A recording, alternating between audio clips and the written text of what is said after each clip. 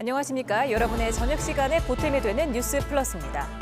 검찰이 사이버 해커의 엄정 대응 방침을 밝히고 찌양 협박 의혹이 있는 이들의 유튜브 수익 창출이 중지된 가운데 유튜버 전국진 씨가 혐의를 인정하고 사과했습니다. 공갈 혐의를 부인하는 구제역 이준희 씨는 재판 중인 사건이 8건, 수사 중인 사건은 7건에 달하는 것으로 나타났는데요. 잠시 뒤 이슈 플러스에서 다뤄보겠습니다.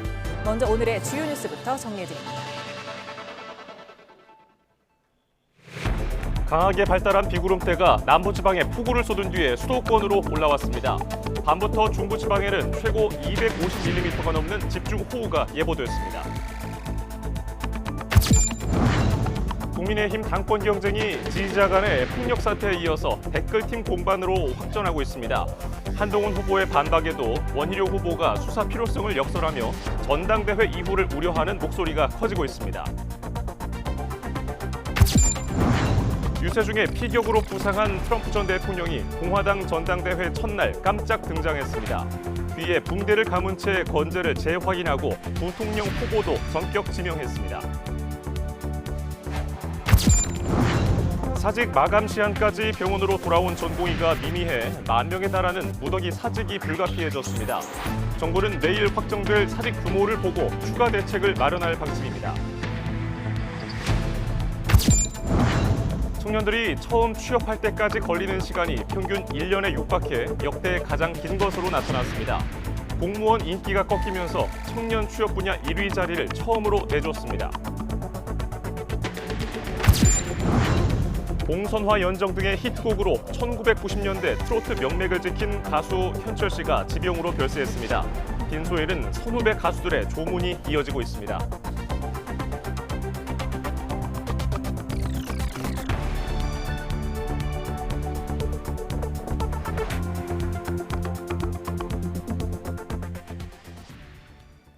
첫 소식입니다. 장마 전선의 영향으로 전남 진도에는 1시간에 100mm가 넘는 물폭탄이 쏟아졌습니다. 인명 피해는 없었지만 전남 서남권을 중심으로 주택과 농경지 등의 침수 피해가 잇따랐습니다. 오선열 기자입니다. 많은 비로 불어난 하천의 물이 폭포수처럼 쏟아집니다. 소방대원이 기중기 줄을 타고 손전등을 비추며 인명수색을 벌입니다. 밤사이 폭우에 하천 옆에 세워진 중장비가 물에 빠진 겁니다. 그게 시원했는데 비가 많이 와볼게 어쩌니까 비가 많이 와서 굽고 내려보니까 자갈 굽고 내려보니까 굴러 내려버렸어요. 무지하게 많이 와서 몇 밀리 온지는 모르겠어. 우리 집도 침수 잡았어요. 산에서 흘러내린 빗물이 덮치면서 마을은 물바다로 변했습니다. 마을로 들어가는 길이 파손되고 집 담벼락도 산산조각이 났습니다. 그래갖고 다 파여버렸잖아요. 전답으로 해갖고 아스콘이라는 거 도로 포장한 게 여기 지금 이 밭자리로 싹 쏠려버렸어요. 장비를 좀 걷어내긴 했는데 피해들 농민들도 어르신들도 좀 피해도 좀 막심하고. 진도와 완도 등 전남 서남권을 중심으로 많게는 170mm에 가까운 장대비가 내렸습니다. 무인 관측 지점인 진도운 의신면엔 1시간에 무려 103.5mm의 비가 집중됐습니다. 짧은 시간 강하고 많은 비가 쏟아졌습니다. 수위가 낮았던 이곳 하천도 물이 급격히 불어났는데요. 최근 잦은 비에 지방까지 약해지면서 토사가 흘러내려와 온통 흙탕물로 변했습니다. 집중호우에 아파트 지하 주차장과 농경지 곳곳이 물에 잠겼습니다. 집 60여 채도 침수되면서 60여 명이 일시 대피하고 구조도 잇따랐습니다. 산사태에 대비해 취약지 주민 80여 명은 미리 대피하기도 했습니다. 이번 주 내내 비가 이어질 것으로 예보돼 추가 피해가 우려되고 있습니다. YTN 노선입니다. 경남 일부 지역에는 오후 내내 빗줄기가 이어지고 있습니다. 네, 1시간에 70mm의 강한 비가 내린 곳도 있었는데요. 부산 역시 호우특보가 발효됐습니다. 현장 취재기자 연결합니다. 임형준 기자. 네, 경남 창원시 용지호수공원에 나와 있습니다. 네, 경남 지역 호우 상황 어떻습니까? 네, 창원은 제 뒤로 보시는 것처럼 빗줄기가 이어지고 있습니다. 이곳 용지호수공원에서는 궂은 날씨 탓에 오가는 시민을 보기는 어렵습니다. 경남 남해에서는 낮 1시 20분 기준으로 1시간에 79.5mm의 폭우가 내리기도 했습니다. 정체전선 영향으로 강한 비구름대가 경남 남서 내륙 지역으로 들어오면서 영향을 받고 있습니다. 이에 따라 사천 등 6곳엔 호우경보가, 창원 등 2곳에는 호우주의보가 발령됐습니다. 오후 2시 40분부터는 부산에도 호우주의보가 발효됐습니다. 다행히 경남 지역에선 인명피해가 나진 않았습니다. 다만 강한 비로 국서방본부엔 안전조치 신고가 22건이 접수됐습니다. 경남 합천군 야로면에선 주택 담벼락이 무너졌고 남해군 창선면에선 집에 물이 들어온다는 신고가 접수되게 됐습니다. 현재 경남 지역엔 매우 강한 비구름대가 동쪽으로 움직이고 있습니다. 이에 따라 자정까지 부산과 경남 남해안을 중심으로 1시간에 30에서 50mm의 강한 비가 내릴 것으로 예상됩니다. 곳곳에 많은 비가 내리고 있는 만큼 하천변 산책로와 지하차도 등 고립될 수 있는 지점엔 출입하지 않는 게 좋겠습니다. 또 부산과 경남 남해안에 돌풍이 불 것으로 예보된 만큼 어촌 등 해안가에선 선박 피해가 없도록 배를 항구에 단단히 정박하셔야겠습니다. 지금까지 창원에서 YTN 임영준입니다. 한덕수 국무총리는 북상하는 장마전선의 영향으로 강한 집중호우가 예상됨에 따라 관계부처와 지자체에 긴급 지시를 내렸습니다. 한 총리는 이번 장마의 경우 취약 시간대 피해가 집중되는 만큼 기관 간의 협조 체계를 철저히 하고 장마가 완전히 끝날 때까지 긴장의 끈을 놓지 말아달라고 당부했습니다. 특히 경기 북부 지역에 많은 비가 내릴 것으로 보이는 만큼 접경 지역 하천 수위를 철저히 점검하고 이상 징후가 발견되는 즉시 주민 대피 등 안전 조치를 신속히 하라고 지시했습니다. 전남과 경남을 중심으로 많은 비가 내렸는데 오늘 밤 사이에는 중부지방에 집중호우가 쏟아진다는 예보입니다. 자세한 날씨 상황은 기상센터 연결해서 알아봅니다. 김수현 캐스터. 네, 기상센터입니다. 예, 여전히 남부지방을 중심으로 강한 비가 내리고 있다고요? 네, 그렇습니다. 현재 전국 곳곳에 장맛비가 내리는 가운데 경북 의성과 전남 순천에 시간당 20mm 안팎의 강한 비가 내리고 있습니다. 중부지방에도 붉은색의 강한 비구름이 이렇게 자리 잡고 있지만 이동 시간이 빨라 많은 비가 쏟아지고 있지는 않은데요. 하지만 문제는 앞으로 서해상에서 강한 비구름들이 이렇게 유입이 된다는 겁니다. 이에 따라 남부지방은 오늘 밤까지 시간당 20에서 50mm의 강한 비가 오겠고 중부지방은 내일 오전까지 시간당 최대 60mm, 특히 경기 북부에는 시간당 70mm 이상의 그야말로 물폭탄이 떨어지겠습니다. 따라서 지금은 전남과 경남, 경북 서부에 호우특보가 발효 중이지만 수도권과 영서 지방으로도 특보가 확대되겠습니다. 취약 시간대에 강한 비가 집중되면서 피해가 발생할 가능성이 높습니다. 주변 점검 철저히 해주시기 바랍니다. 오늘 하루 동안 경남 남해에는 204.9mm의 큰 비가 내렸고 그 밖에 남해안에도 100mm가 넘는 많은 비가 쏟아졌는데요. 오락가락 비가 이어지면서 남부지방에는 모레까지 최고 80mm 안팎의 비가 더 오겠고 앞으로는 중부지방으로 비가 집중되면서 서울 등 많은 곳에 150mm 안팎, 특히 경기 북부에는 250mm가 넘는 매우 많은 비가 쏟아지겠습니다. 그동안 내린 비로 지반이 무척 약해져 있습니다. 이에 따라 산사태 위기 경보가 주의에서 경계 단계까지 올라 있고 전남과 경남, 충남에는 산사태 특보도 발효 중인 만큼 앞으로 발표되는 기상정보 수시로 확인하면서 대비해 주시기 바랍니다. 기상센터였습니다. 오늘 밤 국민의힘 당대표 후보들의 세 번째 방송 토론회가 예정돼 있습니다. 토론회 전부터 원희룡 후보를 중심으로 한동훈 후보의 댓글팀 의혹을 겨냥하고 나서면서 거친 공방이 예상됩니다. 국회 취재기자 연결합니다. 임성재 기자. 네, 국회입니다. 네, 한 후보가 법무부 장관 재직 시절 댓글팀을 운영했다는 의혹이 제기됐는데요. 공방이 이어지는 분위기죠. 네, 말씀처럼 어제 국민의힘 전당대회 충청권 합동연설회에서 이 한 후보의 댓글팀 의혹에 다시 불이 붙었습니다. 한 후보가 법무부 장관 재직 시절 이른바 여론조성팀을 운영했다는 게 의혹의 골자인데요.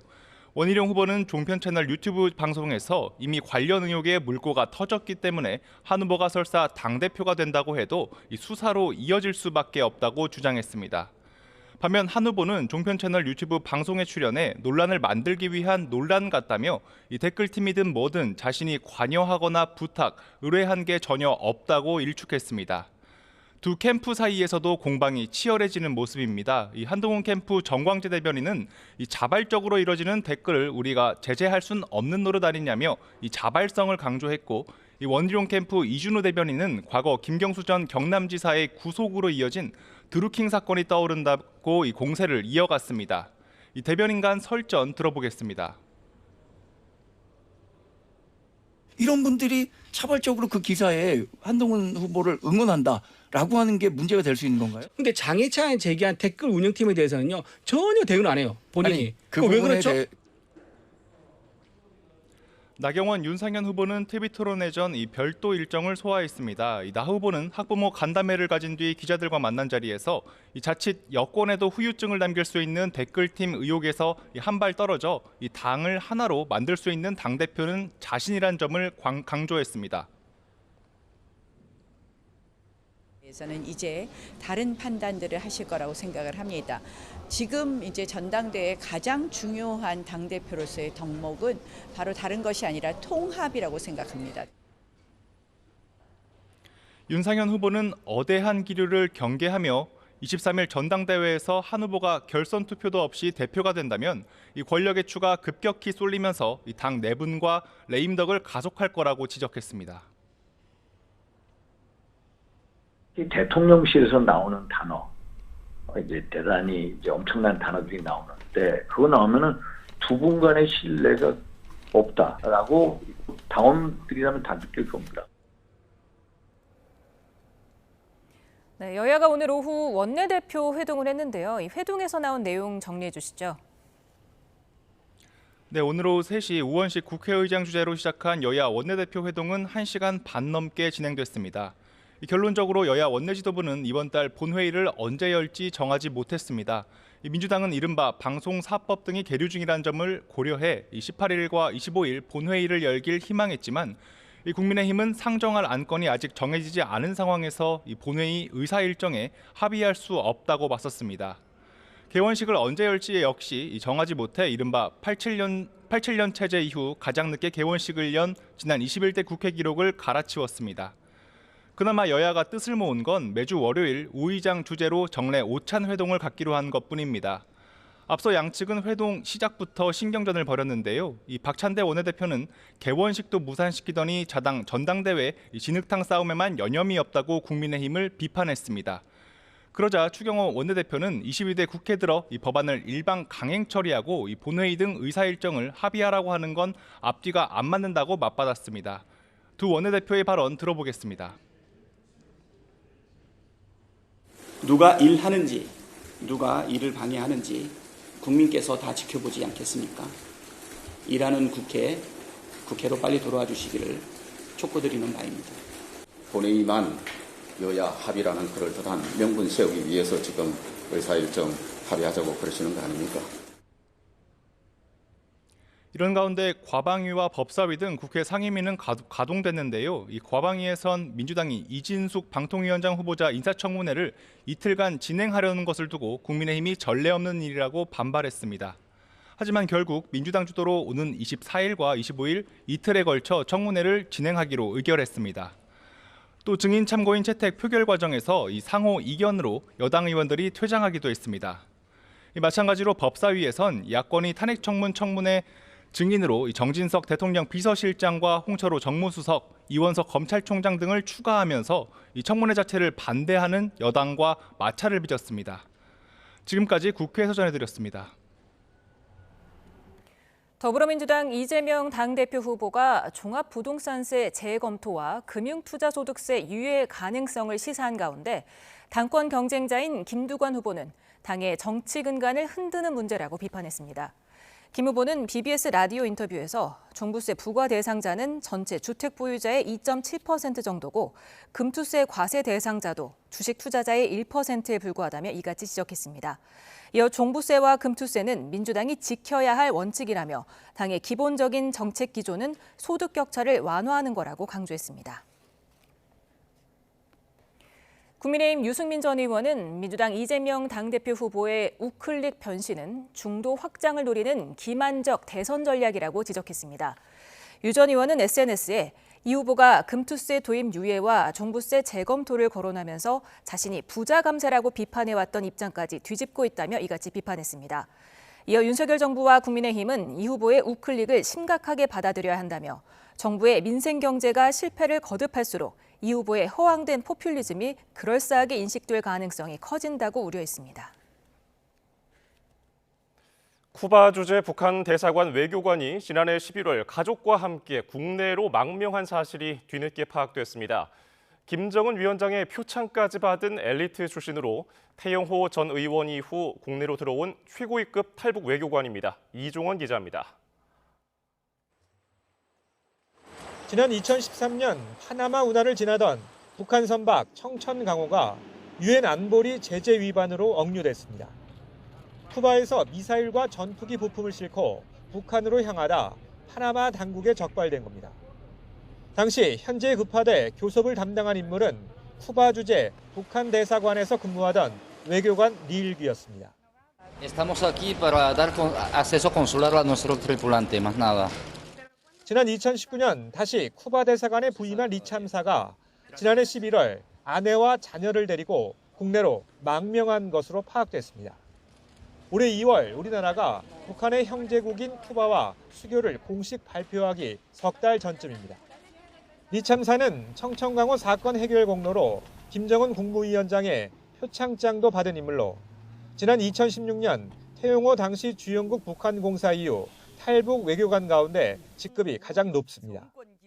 리 참사는 언론 인터뷰에서 상급 간부의 뇌물 요구와 당국의 지병 치료 거부 등을 망명 결심 배경으로 들며 북한 주민이 한국 국민보다 통일을 더 갈망한다고 말했습니다. 또 북한의 한성열 전 미국 담당 부상은 2차 북미 정상회담 직전인 2019년 2월 미국 간첩 혐의로 총살됐고 리용호 전 외무상은 뇌물 사건에 연루돼 일가 전체가 정치범 수용소로 보내졌다고 주장했습니다. 북한에서는 스페인어와 프랑스에 대단히 능하고 아주 유능한 외교관으로 알려져 있습니다. 망명했다는 소식이 해외에 있는 북한 외교관들에게 알려지면 엄청난 큰 충격이 될 것 같습니다. 외교관 탈북이 확인된 건 2019년 조성길 주 이탈리아 대사대리와 류현우 주 쿠웨이트 대사대리 이후 처음인데 지난해 엘리트 계층 탈북민은 10명 안팎으로 2017년 이후 최대 규모를 기록했습니다. 통일부 당국자는 북한 이탈 주민의 개인 신상은 확인하기 어렵다면서도 정착지원법상 국가 안전보장에 현저한 영향을 줄 수 있는 경우 국정원이 보호 여부를 결정해 별도의 정착시설을 운영한다고 밝혔습니다. YTN 이정원입니다. 북한이 김여정 노동당 부부장 담화를 통해서 남측 대북 전단이 추가로 발견됐다며 처참하고 기막힌 대가를 각오해야 할 것이라고 위협했습니다. 김 부부장은 오늘 조선중앙통신에 실은 담화에서 남쪽 국경과 일부 중심지대에서 대형 풍선 29개가 또 발견됐다며 이같이 주장했습니다. 이어서 현재 수색과 소각 처리로 해당 구역이 봉쇄되고 있어 인민 불편이 증대되고 있다며 더는 지켜봐 줄 수만은 없는 상황이 오고 있다고 말했습니다. 정부가 제시한 사직 처리 마감일까지 의료 현장으로 돌아온 전공의는 전체 8.4%에 그쳤습니다. 사직 여부를 최종 확인하기 위한 병원 측 연락에도 전공의들은 무응답으로 일관했습니다. 정부는 추가 대책을 마련하기로 했습니다. 염혜원 기자입니다. 사직 처리 마감일까지 복귀한 전공의는 모두 1,155명. 정부의 최후 통첩에도 주말 사이 고작 44명 늘어 전체 출근율은 8.4%에 그쳤습니다. 수련 병원들은 복귀와 사직 의사를 묻기 위해 연락하고 있지만 전공의 대부분은 아무런 응답도 하지 않고 있는 겁니다. 복귀를 하겠다고 의견 내는 전공의들이 그렇게 많은 것 같지는 않습니다. 복귀보다는 이제 사직을 할 수가 더 많을 거라고 생각을 했고 그렇더라도 9월 달에 수련에 들어오면은 저희가 수련 특례를 적용한다고 했는데 병원들은 끝내 전공의들이 의사 표현을 안 한다면 일괄 사직 처리될 수 있다고 예고했습니다. 하지만 교수들의 반대 등 내부 반발 속에 그야말로 난감한 상황입니다. 지금 사직서를 일괄 수리하면 내년 3월에 지원하는 전공의가 한 명도 없을 수 있다는 겁니다. 이 때문에 사직 처리 시점을 넘겨 하반기 전공의 모집 규모를 확정해야 하는 내일까지 판단을 유보한 병원도 여럿입니다. 정확한 복귀율은 내일 나오겠지만 예상대로 높진 않을 것으로 보입니다. 정부도 복귀보다는 사직을 선택하는 비율이 더 높을 것으로 예상했다면서도 하반기 전공의 모집은 계획대로 진행한다고 못 박았습니다. 복지부는 사직 규모를 보고 또 다른 가시적인 정책을 준비하겠다고 밝혔습니다.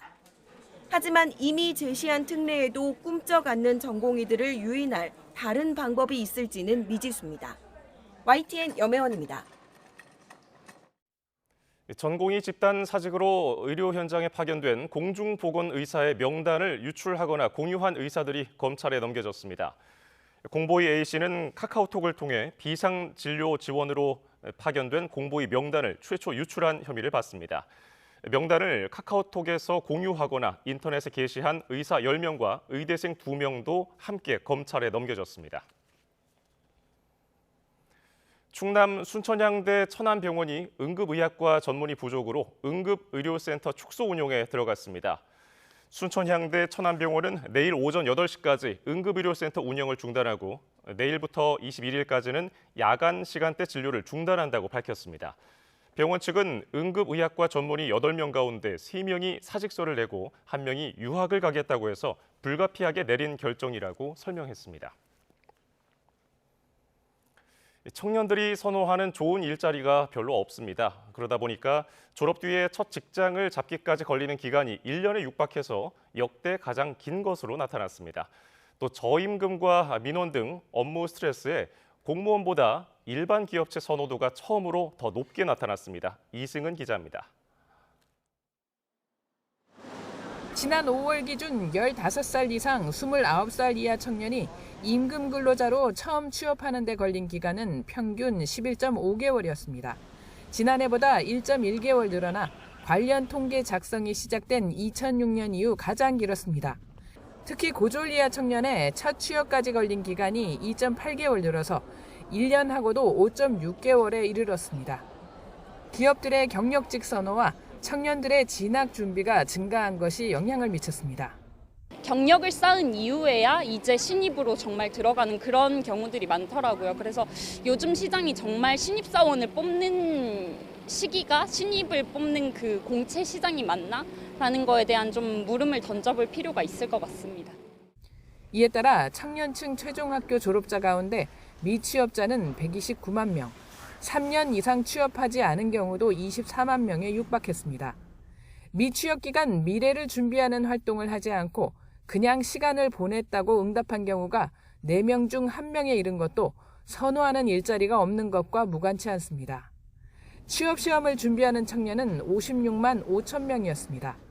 준비 분야를 보면 일반 기업체 비중이 올라간 반면에 일반직 공무원 비중이 6%포인트 넘게 떨어져 기업체 선호도가 처음으로 공무원을 넘어섰습니다.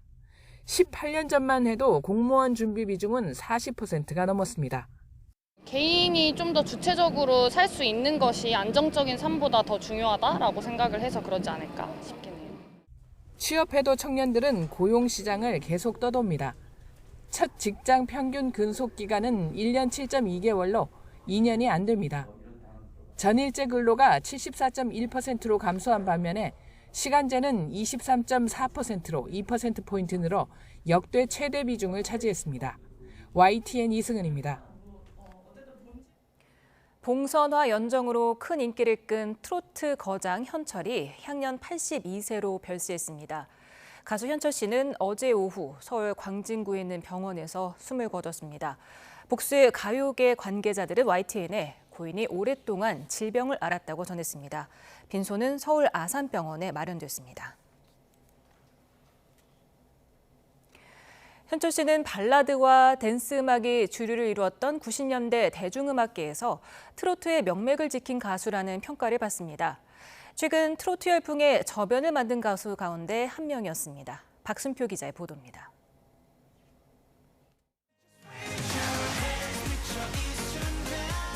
이틀 공연에 관객만 10만 명을 모은 대표 트로트 가수 임영웅의 무대입니다. 하늘색 옷을 맞춰 입고 공연장을 가득 메운 중년의 팬들은 아이돌 못지않은 팬덤을 자랑합니다. 너무 행복해요. 빨리 만났으면 좋겠습니다. 좋아요. 멋져요. 지금처럼 트로트 음악이 가요 시장에 큰 영향력을 미치던 때는 1970년에서 80년대입니다. 나훈아와 남진, 김수희 등 걸출한 스타들이 1세대 트로트 음악을 주도했습니다.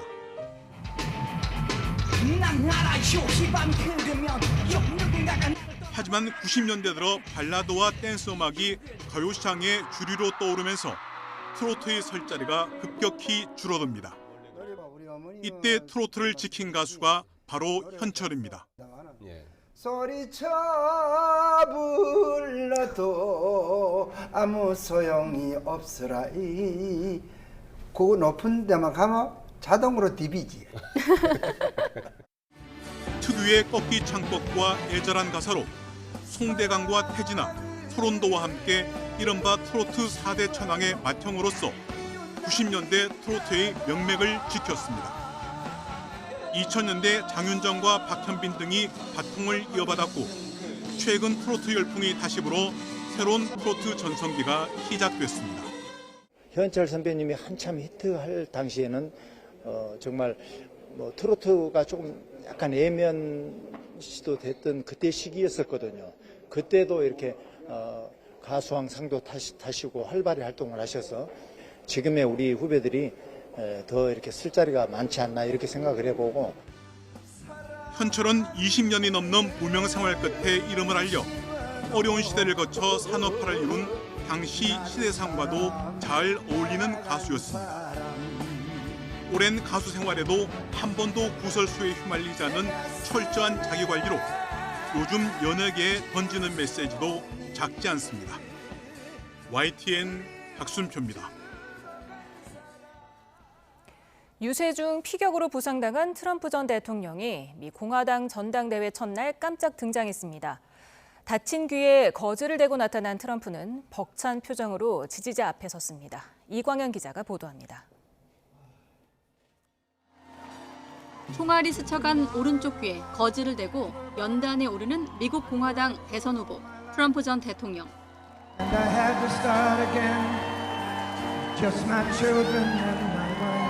자신의 유세 현장마다 흘러나왔던 음악을 배경으로 지난 13일 피격 사건 이후 처음으로 공식 석상의 모습을 드러낸 겁니다. 트럼프 특유의 과장된 표정이나 몸짓은 보이지 않았고 대체로 차분한 모습이었습니다. 당원들도 전당대회 첫날부터 트럼프가 강인함을 보여주고 있다고 환호했습니다. Very emotional. Very emotional. So I believe it's very historic in that. To see him standing there with J.D. Vance, I think it hopefully gives hope to people that he is the right person to do the job for America. 밀워키 도착 당시처럼 주먹을 불끈 쥐며 당원들 지지에 화답했습니다. 이 자리에는 장남 도널드 트럼프 주니어 부부와 부통령 후보로 지명된 J.D. 벤스 상원의원, 방송인과 모델 등이 함께했습니다. My message to you tonight comes from a humble place. The left told me to hate Trump, and even worse, to hate the other side, the people who support him. When you cut through the lies, you realize the truth. American families were better when Donald Trump was president. 참석자들과 일일이 악수를 나눈 뒤 행사장을 떠난 트럼프 전 대통령. 별도 연설은 하지 않았습니다. 전당대회 마지막 날 후보 수락 연설에 나서 통합의 메시지와 함께 자기 정부의 국정 비전을 밝힐 예정입니다. YTN 이광현입니다. 트럼프 전 대통령 암살을 시도한 총격범이 범행 전날 사격장을 찾아 연습하는 등 치밀하게 범행을 준비한 정황이 드러났습니다. 또 범행 당일 아침에는 동네 공구 판매점과 총기점에 들러 탄약 50발과 사다리 등 범행에 사용한 것으로 추정되는 물품을 구매했습니다. 하지만 범행 동기를 추정할 만한 단서는 아직 확인되지 않았습니다. 트럼프 피격 이후 경호 실패 논란이 확산하는 가운데 사건 발생 30분쯤 전에 경찰이 수상한 정황을 인지했던 것으로 나타났습니다. 로이터 통신은 미국 펜실베이니아주 지역 방송을 인용해 사건 발생 26분 전에 구조대원 한 명이 유세 현장 근처 건물 지붕 위에 있는 수상한 남성을 발견해 경찰에 알렸다고 보도했습니다. 방송은 당시 해당 구조대원이 경찰에 신고하면서 수상한 남성의 사진도 찍었는데 총격범으로 밝혀졌다고 전했습니다. 조 바이든 미국 대통령이 논란이 됐던 자신의 발언, 트럼프를 관역 중앙에 놓아야 할 때라는 말은 실수였다고 인정했습니다. 하지만 트럼프가 토론 도중 한 거짓말을 생각해보라며 선동적인 발언을 일삼는 사람은 자신이 아닌 트럼프라고 비판했습니다. 박영진 기자가 보도합니다. 트럼프 전 대통령 총격 사건 이후 큰 논쟁을 불러온 이른바 관역 발언. 바이든 대통령은 실수였다고 인정했습니다. It was a mistake to use the word. I didn't say crosshairs. I meant bullseye. I meant focus on him. Focus on what he's doing. Focus on his policies. Focus on the number of lies he told in the debate. 지난달 TV 토론 참사 이후 재선 도전 하차 압박을 받던 와중에 자신이 아니라 상대 후보 공격에 집중하라는 취지로 했던 발언. 하지만 트럼프 전 대통령 총격 사건 이후 이 발언이 트럼프 암살 시도를 유발했다는 공화당 측의 공세가 이어지면서 논란이 커졌습니다. 바이든 대통령은 관역 발언은 실수라고 인정했지만 트럼프 전 대통령에 대한 비판은 이어갔습니다. I'm not the guy that said I want to be a dictator on day one. I'm not the guy that refused to accept the outcome of the election. I'm not the guy who said that wouldn't accept the outcome of this election automatically. 또 공화당이 대선에서 패배하면 피바다가 될 것이라는 트럼프의 과거 발언을 언급하며 민주주의의 위협이 되는 선동적인 수사를 일삼는 건 자신이 아니라 트럼프라고 반박했습니다. How do you talk about the threat to democracy, which is real, when a president says things like he says?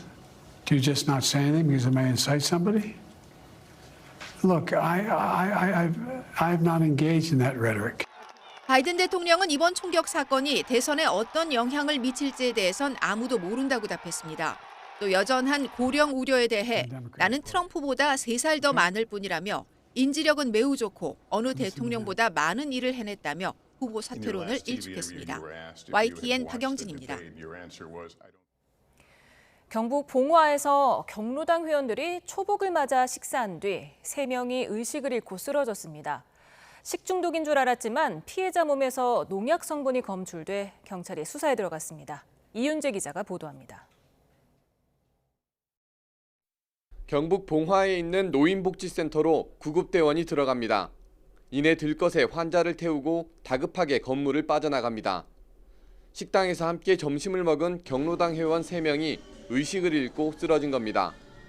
경로당 회원 40여 명이 초복을 맞아 오리고기를 먹었고 1시간쯤 지난 뒤 노인복지센터에서 이상 증상을 보였습니다. 저쪽 봐서 뭐 야다 이래요. 그래가지고 나가고 물이 막 방에 막 묽은 걸 막 다 뱉어놓고 비계가 다 젖고 이 차를 만지기 얼음 차이더라. 식사 후였던 만큼 식중독 증상으로 추정됐습니다. 하지만 같은 식탁에 앉은 다른 사람은 아무런 증상이 없어 경찰은 범죄 가능성을 열어두고 수사했습니다. 특히 피해자 가운데 2명이 경로당 회장과 부회장이라는 점도 의심스러웠습니다. 국립과학수사연구원이 피해자의 위세척액을 분석해보니 농약 성분이 검출됐습니다. 위세척물에서 일부 농약이 검출이 됐어요. 병원에서 국가에서 의뢰해가지고 나온 결과고 수사를 조금씩 이제 확대해가지고 여러 분야별로 이제 수사를 해야죠. 60에서 70대 여성인 피해자들은 현재 의식이 없는 위중한 상태입니다. 경찰은 누군가 고의로 음식에 농약을 넣은 것으로 보고 경로당 회원들을 상대로 조사를 진행할 방침입니다. YTN 이윤재입니다.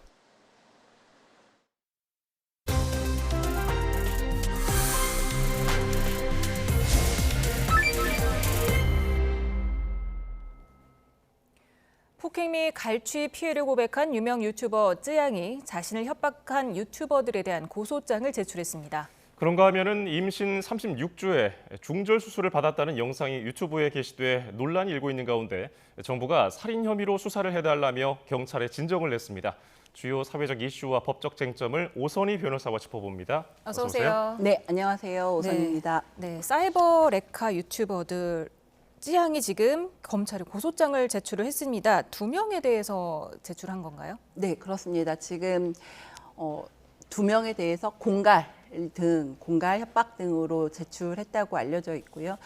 구체적으로는 이제 고소장 내용이 밝혀지거나 발표를 하시지는 않았는데 법률 대리인 쪽 이야기는 뭐 상습적인 금품 갈취 그리고 협박 등의 행위가 있어서 그것은 특정했다. 다만 카라큘라에 대해서는 직접 연락한 바는 없어서 아직 고소장을 제출한 바는 없다. 여기까지가 법률 대리인 측의 의견입니다. 네, 전국진 씨랑 구제혁 네. 유튜버에 대해서 고소장을 제출한 거죠? 네, 그렇습니다.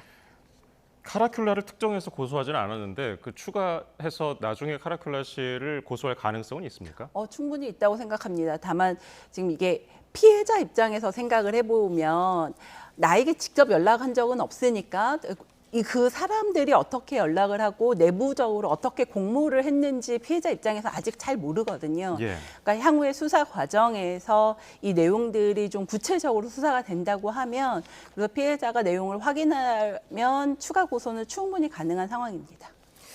뭐 구제혁 씨는 아직 뭐 이중 스파이였다면서 혐의를 부인을 하고 있는데 그래도 오늘 전국진 씨가 자신의 유튜브에다가 올렸죠. 미안하다, 300만 원을 받았다 이렇게 혐의를 인정을 했습니다. 이렇게 이제 고소가 접수가 되고 수사가 시작되는 경우에 명백한 증거가 없다고 하면 물론 부인할 수도 있겠지만 객관적으로 자료가 있고 또 찌양님 쪽 의견을 보면 뭐 녹취록 등이 상당량이 있다고 해요. 예. 그러면 사실은 제일 좋은 방법은 피해자에게 사과를 하고 피해된 내용에 대해서 사죄하고 피해 회복을 위해서 최선을 다해서 노력하는 것 이게 가장 좋은 방법이라고 생각은 합니다. 처벌에 좀 영향을 미치겠죠? 당연히 그렇습니다. 이게 형법에도 나와 있는데 범죄 후의 정황 그리고 피해 회복에 대한 노력 이게 전부 다 양형에 굉장히 중요한 사유이기 때문에 뭐 피해 회복을 특히 이 공갈은 제3범죄거든요. 범죄 수익으로 가져온 부분을 회복시키는 것이 굉장히 중요한 양형 사유죠. 예. 그러면 공갈하고 지금 저희가 그래픽으로 보여드리고 있는데 특수공갈 또 상습공갈 이런 내용들은 어떻게 좀 구분할 수 있습니까? 공갈의 가장 기본형이고요. 사람을 뭐 위협하거나 협박 등을 해서 돈을 빼앗는 행위가 공갈이라고 하면 특수공갈은 발전된 방법이에요. 사람들이 여러 명이, 그러니까 다수의 사람들이 함께 공갈을 하거나 위험한 물건, 흉기 같은 것으로 협박을 하는 경우가 특수공갈이고요. 예. 상습은 이러한 공갈이 여러 번에 걸쳐서 지속적으로 반복적으로 있을 때 상습입니다. 근데 이 사건의 경우는 일회성 공갈이 아니고 지금 확인된 바로 얘도 여러 명이서 했거든요. 그래서 기본형인 공갈이 아니라 특수 공갈로는 보입니다. 어떻게 처벌 수위를 어떻게 예상하십니까? 기본적으로 이제 제3범죄라고 말씀을 드렸잖아요. 그래서 제3범죄는 피해 액수가 가장 중요합니다. 그래서 피해 액수에 따라서 처벌 수위가 달라지는데 기본적으로 피해액이 지금 상당하다고 알려졌지 않습니까? 그래서 뭐 피해액이 1,000만 원 단위냐, 1억 단위냐, 그 이상이냐에 따라서 달라지겠지만 공갈은 1,000만 원, 2,000만 원 단위여도 실형이 나오는 경우가 굉장히 많고요. 더군다나 단독 범행, 일회성 범행이 아니라 좀 지속적이고 횟수도 많은 것으로 보이고 여러 명이 개입된 것으로 보이고 사실 피해자의 고통이 장기간에 걸쳐서 아주 상당했던 것으로 보여서 가볍게 처벌되지는 않을 것으로 생각이 됩니다. 예. 오늘 그 여러 가지 보도를 보면은 이제 사과한 인물도 있고 그리고 어제는 유튜버 구제혁 씨, 이 사람이 검찰에 자진 출석했단 말이죠. 네, 그렇죠. 이런 것들이 일종의 뭐 쇼다 이런 비판도 있는데 뭐 어떻게 참작 사유가 됩니까? 이게 자진 출석하는 게 이렇게 가끔씩 언론에 나오거든요. 사실은 굉장히 말이 안 되죠. 이게 확인해 보면 그러니까 경찰이든 검찰이든 뭐 항상 누구를 기다리면서 아무도 일을 안 하고 있는 게 아니기 때문에 조사를 바로 해줄 수도 없고요. 예. 예. 뭐 수사라는 과정이 피해자 조사를 하고 증거를 확인한 후에 가해자로 지목된 사람을 조사하는 게 순차적인 것인데 내가 가서 조사해내라고 하는 거 자체가 사실은 좋기는커녕 굉장히 나쁜 태도고요. 그리고 특히 이제 검찰에 어저께 출석해서 내가 뭐 이중 스파이 했다 이러는데 그게 피해자가 모르는 이중 스파이라는 건 사실 있을 수가 없어서 이거는 이런 행동 자체가 사실은 피해자에게 더 큰 피해 감정을 일으킬 수밖에 없는 행동이고 사실 뭐 제 생각에는 대단히 부적절한 태도라고 생각합니다. 예. 네. 이중 스파이를 주장했지만 또 찌양 측은 말씀하신 대로 그렇게 생각하는 것 같지 않아요, 전혀. 네. 이런 부분에 대해서 검찰은 어떤 혐의를 적용할 수 있을까요? 이거는 그냥 당사자의 주장일 뿐이어서 수사 과정에서 이걸 주장한다고 해서 그냥 주장하니까 주장하는 거지, 증거로 만약에 폭로를 위해서 만약에 피해자의 말에서 내가 정보를 가져다 줄게 이렇게 왔다 갔다 한 것이 아니라고 하면 거짓말한 내용들이 오히려 더 나쁜 방법으로 양형을 더 무겁게 하는 방향으로 작용을 하겠죠. 예, 어제 그 유튜버 구제혁이 중앙지검에 나갔나요? 뭐 검찰과 네. 사전 조율된 것도 아닌데 그냥 나가서 언론 앞에 입장을 밝혔죠. 여기에 배당된 사건도 아니고요. 이렇게 된다고 해서 뭐 감경 사유가 된다든지 그럴 가능성은 전혀 없는 건가요? 전혀 없어요. 오히려 이거는 수사기관한테 이렇게 민폐 끼치는 거거든요. 수사기관이 아까도 말씀드렸지만 수사기관에 지금 중앙지검에 사건 자체를 고소장은 제출된 상황이긴 하지만 예. 수사 준비라는 게 고소장 제출한다고 해서 피해자와 미리 이제 피해자가 나가서 피해 사실을 정리를 함께 하고 그 내용을 바탕으로 조사를 하는 건데 그냥 무작정 쫓아간다고 해서 조사해주겠다 이런 경우는 절대로 없기 때문에 저런 행위는 사실 자신이 얘기할 기회를 만드는 거지 아하. 보여주기 위한 행동인 거지 실제로 이 사건을 뭐 사과하고 반성하기 위한 행동이다 이렇게 읽히지는 않습니다. 네, 또 구제혁이 뭐 돈을 돌려주겠다라고 했는데 이거 감경 사유가 됩니까?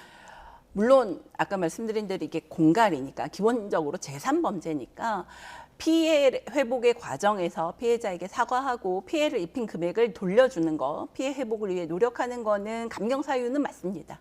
근데 뭐 돈 줬으니까 됐어. 뭐 이런 태도라던가 사과 없이 무턱대고 공탁을 한다거나 뭐 입금 계좌 알아서 무턱대고 입금한다거나 하는 거는 뭐 아무리 제3범죄여도 그렇게 큰 감경이 될 것으로 생각은 안 됩니다. 실제로 실무도 그렇고요. 그 유튜브명 구제혁 전국진 카라큘라에 대해서 유튜브 측에서는 이제 수익 창출을 막는 네. 그런 조치를 취했거든요. 이게 사과와도 좀 연관이 있다고 보세요? 그거는 전혀 아니죠. 이것은 유튜브가 가지고 있는 정책이거든요. 수익 창출을 위한 유튜브에 여러 가지 정책들이 있습니다. 그래서 이 파트너 프로그램을 참여를 못 시키겠다 하는 유튜브의 운영 방법에 대한 운영사의 결정일 뿐이어서 예. 이거 자체가 그 지금 지목된 가해자들인 유튜버들의 뭐 스스로의 행동이 전혀 아니거든요. 그냥 유튜브가 막아버린 거니까 이것과 뭐 고소 내용의 양형과는 전혀 무관한 거죠. 네. 지금 뭐 사이버 레커들에 대한 국민의 공분이 좀 너무 심하죠. 네. 그래서 검찰총장까지 나서서 엄정 대응 지침을 내렸습니다. 앞으로 다른 사이버 레커들도 다 대대적으로 수사를 하겠다 이런 의지를 보인 걸까요? 그렇죠. 굉장히 좀 강력한 어조로 말하고 사실은 이제 기존의 이 사이버 레커라고 칭해지는 사람들의 행위는 범죄로 분류해 보면 허위 사실에 의한 명예훼손이고 이게 사실 대부분의 사건들이 벌금형에 그쳤습니다. 그러니까 벌금형에 그치면 아무리 조회수가 많이 나와서 막 이 사람들 수익이 엄청나다로 벌금 500만 원 낸다. 그러면 500만 원 내고 말지. 뭐 계속 생산하는 거거든요. 이런 식으로 뭐 고소해도 나는 벌금 내고 마니까 그래서 이런 케이스 영상이 올라오면 피해자들은 감당을 할 수 없었는데 이제 이거에 대해서 벌금 이거 아니고 구속을 원칙으로 하고 여기에서 덧붙여서 그러니까 이런 사이버 레커들이 활동하는 이유는 오로지 돈에 있으니까 예. 이거를 범죄 수익으로 보고 환수 조치하겠다가 굉장히 중요한 쟁점이라고 생각합니다. 그래서인지 지금 그 구제혁 이준희 씨가 재판 중인 사건이 지금 8건, 또 수사 중인 사건이 7건이라고 하는 게 이런 것 때문이었을까요? 벌금형에 그쳤기 때문에. 그렇죠. 이게 우리는 이제 명예훼손죄를 기본적으로 갖고 있고 명예훼손죄가 아까 말씀드린 형법으로는 벌금 정도고 민사소송을 해도 사실 손해배상 청구해도 500, 1000 뭐 이 정도밖에 안 나오거든요. 예. 피해자는 지금 막 조회수 몇십만 뭐 이게 해도 피해자는 이거 해명할 방법도 없는데 뭐 명예훼손에 피해해라, 뭐 피해보상해라 그래도 막 손해배상에 뭐 1000만 원 이렇게밖에 안 나오니까 뭐 이쪽에 생각하면 돈 받고 돈 주고 그 돈 주더라도 계속 생산하는 게 경제적으로는 이익이거든요. 예. 그런 측면에서 이걸 수익으로 환수한다는 건 굉장히 중요한 선언이라고 생각합니다. 예. 이원숙 검찰총장은 범죄 수익을 환수할 방침이다. 그런 의지를 드러내긴 했는데 유튜브의 뿌리는 구글 아니겠습니까? 미국 회사인데 이게 원활하게 이루어질 수 있을까요? 구글로부터 받는 것은 아니고요. 예. 당사자의 재산을 묶어서 당사자로부터 환수를 합니다. 그러니까 유튜브에서 당사자에게 주면 당사자가 그 범죄 활동으로 인해서 얻은 수익 요거를 환수해 오는 겁니다. 네. 그런 방식으로 하면 가능하죠. 실제로 그래서 실제 이제 범죄 행위가 있으면 범죄자들의 집, 뭐 자동차 이런 것들을 압류해서 범죄 수익을 환수하고 있습니다.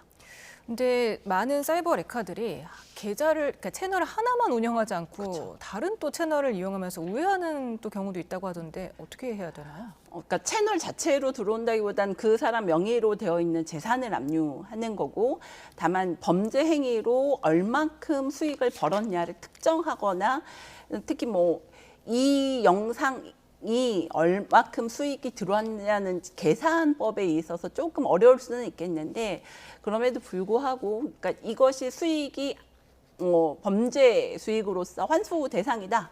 이걸 원칙으로 세우는 건 가장 기본적인 범죄의 목적을 끊어내는 거니까 굉장히 중요한 이야기인 거죠.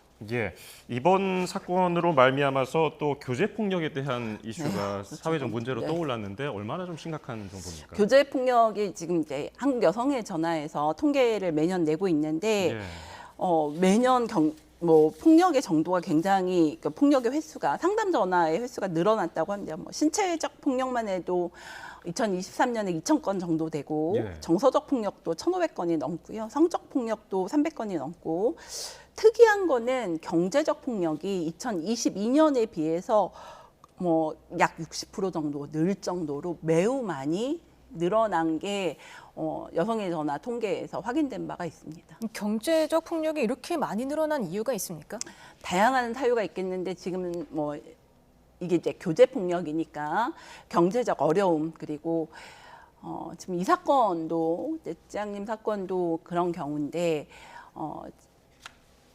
연인을 이용해서 경제적 착취를 하는 게 예전에는 뭐 몇십 년 전에는 이게 되게 이상한 상황이었는데, 연인을 이용해서 돈을 벌고 연인을 이용해서 돈을 뺏어가고 하는 게 지금은 괜찮은 것처럼 되는 이제 세태가 좀 흘러오고, 이게 유튜브라는 상징적인 존재가 더욱더 이걸 부채질하고 있는 것으로 생각이 듭니다. 유튜브에 대한 뭐 진입 장벽이 좀 더 낮아졌다 이런 이유도 있겠죠. 예. 그리고 수익을 얻을 수 있는, 그러니까 예전에는 단순히 이렇게 일하는 게 이래서 돈을 벌어오는 걸 뺏어가는 방식이 어려웠다면, 이거는 지금은 자극적인 내용으로 유튜브 누구나 쉽게 진입하기 쉬워지니까 돈을 뺏어가는 방식도 다양해질 수 있다는 거죠. 예, 이렇게 유형이 다양하게 그 교제 폭력이 이루어지고 있고요. 피해자 보호를 하는데 좀 한계가 드러난다는 그런 지적도 있는데, 어떻게 좀 제도 개선이 어떤 식으로 이루어져야 된다고 보십니까? 이제 가장 큰 문제가 가정 폭력도 마찬가지고, 이렇게 이런 친밀한 관계의 폭력이 서로에 대해서 너무 잘한다는 데 있어요. 그러니까 피해자가 신고를 하고 싶어도 이 사람이 나의 사생활에 대해서 집, 가족, 직장, 그리고 내가 비밀로 지키고 싶은 모든 것을 다 알고 있거든요. 그래서 보복이 너무 두렵고 쉽게 신고하기 어렵습니다. 제가 늘 말하는 건데, 그냥 길 가다가 모르는 사람한테 뺨 한 번 맞으면 바로 신고할 수 있거든요. 저 사람 나에 대한 정보를 모르니까요. 근데 가까운 관계에서는 신고하면 내 가족이 보복을 당할지 내 직장에 와서 난장을 필지 모르기 때문에 쉽게 신고하기가 어렵습니다. 그런 면에서 신고를 하면 이 사람들을 바로 분리할 수 있는 방법들이 만들어져야 하고요. 참고할 만한 게 스토킹 처벌법입니다. 스토킹 처벌법 같은 경우는 신고를 해서 수사 단계지만 전자발찌 부착이 가능하거든요. 그래서 아주 가까운 관계이고, 피해자와 가해자가 피해자에 대한 정보를 많이 갖고 있고, 재범의 우려가 높거나 피해자에 대한 위해 우려가 있으면 전자발찌 같은 이 부착을 가능한 방식으로 제도를 좀 고민해 볼 필요성은 아주 높습니다. 네, 다음 주제로 넘어가 보겠습니다. 임신 36주 상태에서 임신 중절 수술을 받았다고 주장하는 영상이 SNS에 올라와서 논란이 커지고 있습니다. 네. 지금 복지부가 경찰에 수사를 의뢰를 했죠. 네. 저도 이거를 SNS에서 보고 굉장히 놀랐고 지금 진위 여부가 많이 다퉈지고 있는데요. 예.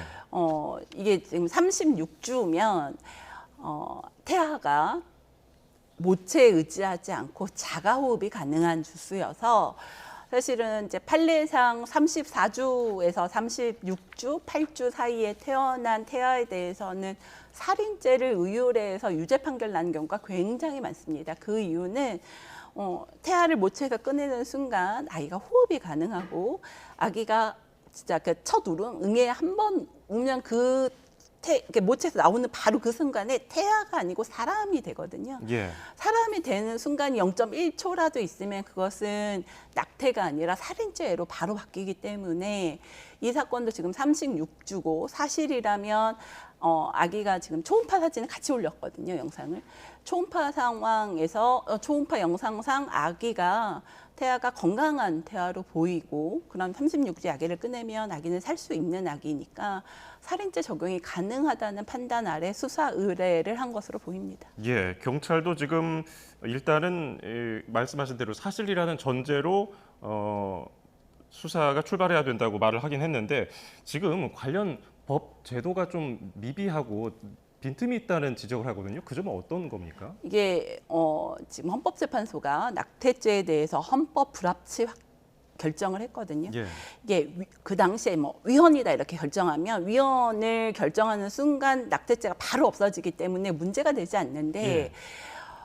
낙태죄가 헌법 불합치 결정이 나면서 새로운 입법을 해야 되는 상황에서 제대로 정리가 되지 않다 보니까 아하. 굉장히 그러면 지금 모자보건법에 의해서 14주까지 괜찮다. 그리고 15주에서 24주는 이유가 있으면 할 수 있다. 모자보건법은 이렇게 규정이 되어 있고 예.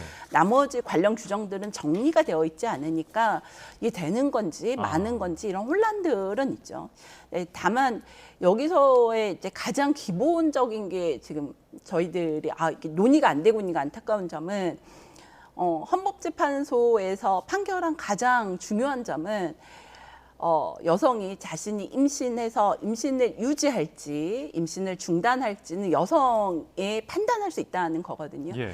그러면 여성이 판단을 할 수 있게 그리고 되도록 초기에 하는 것이 여성에게 되게 중요한 문제니까 지원을 하고 상담할 수 있게 하고 그것을 결정할 수 있게 정책을 만들고 법률 제도를 정비해야 되는데 그런 것은 하지 않고 그냥 36주에 낙태했대? 이거 너무 문제 아니야? 그리고 그냥 너무 끔찍해 하고 비난으로만 돌아가는 거는 사실 굉장히 사회가 제도적으로 잘못하고 있는 거죠. 예. 일반적으로 만삭이면 40주를 그쵸. 얘기를 하고 또 쌍둥이 같은 경우는 37주면 만삭입니다. 또 네. 다태아 더 많을 경우에 더 짧고요. 36주면 살인죄를 적용할 수 있다 하셨는데 보통 몇 주부터 그렇게 살인죄가 가능한 겁니까? 이게 이제 많은 사건에서 보통 언제부터 태아가 자가호흡을 하느냐 그러면 보통 판례에서 그 재판하다 보면 의견 조회를 보내거든요. 그러면 36주 이후에 태어났을 때 아기가 살 확률이 99% 이상이 37주 이후라고 보고요. 본다고 보통은 이제 판결문에 이렇게 나와 있어. 보통 그렇게 의견을 주시거든요. 그렇기 때문에 특별히 건강상의 초음파 검사를 했으니까 이 사건의 경우도 그것이 그 초음파가 사실이라고 전제해놓고 얘기하면 특별한 이상이 없는 태아가 36주가 됐을 무렵에는 이상 없이 태어났다고 보는 게 좀 일반적인 것 같아요. 그래서 지금 판례를 보면 34주도 똑같은 이유로 살인죄를 적용해서 유죄가 난 판결들이 있습니다. 예. 자, 다음 주제 살펴볼까요? 드라마 선제였고 튀어 아마 시청자분들께서도 많이 아실 텐데 배우 변우석 씨 이 과잉 경호 논란에 휩싸였습니다. 지금 몇 개 보면은 일반 승객들을 향해서 경호업체 직원들이 강한 플래시를 쏘았고요. 그리고 공항 출입구를 통제했고 라운지 이용 승객의 항공권을 검사했습니다. 임의적으로요. 그래서 지금 소속사 측에서도 사과했고 경호업체 대표도 사과했습니다. 경찰은 내사에 착수했는데 이게 실제로 입건될 가능성이 있습니까? 매우 있습니다. 이게 첫 번째로 이제 플래시 비춘 행위가 눈이 부실 정도로의 플래시잖아요. 이거 폭행죄가 지금 영상 보면은 네, 보시면 아주 번쩍번쩍해서 지금 카메라 퍽 하고 보이지 않는데 저희가 보통 폭행죄면 몸을 이렇게 접촉해서 때리는 행위라고 생각을 하지만 형법상 폭행죄는 접촉을 하지 않더라도 신체에 위협을 주거나 불안감을 주거나 불쾌감을 줄 수 있는 일체 유형력의 행사라고 보기 때문에 큰 소리를 지르는 것도 폭행죄에 해당할 수 있다. 뭐 이렇게 보거든요. 그래서 저 행위는 충분히 비접촉이지만 폭행죄에 해당할 여지는 굉장히 강하고요. 두 번째로는 저는 이게 저도 굉장히 이해가 안 되는지 지금 저기 있었던 게 라운지인데 이미 출국 수속 다 마치고 출입국 관리소 공무원들이 지금 뭐 여권 검사하고 비행기 티켓 다 확인해서 들어온 상태잖아요. 근데 라운지는 이 라운지 운영 업체에서 뭐 돈을 내거나 뭐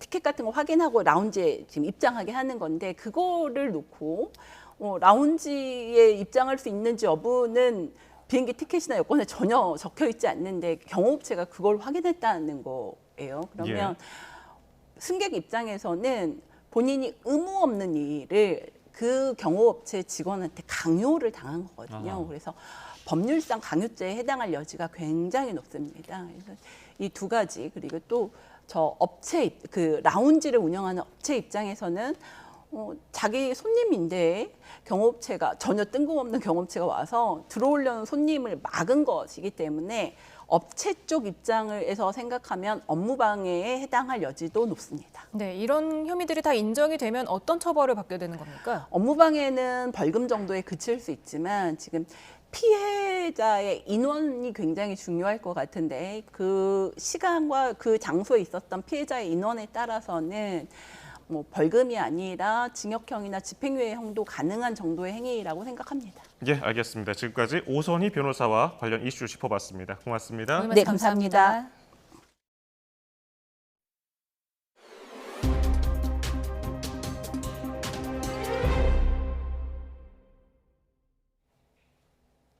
윤석열 대통령 부인 김건희 여사 측이 최재형 목사에게 명품 가방을 받은 당일 반환을 지시했던 상황을 설명하고 나섰습니다.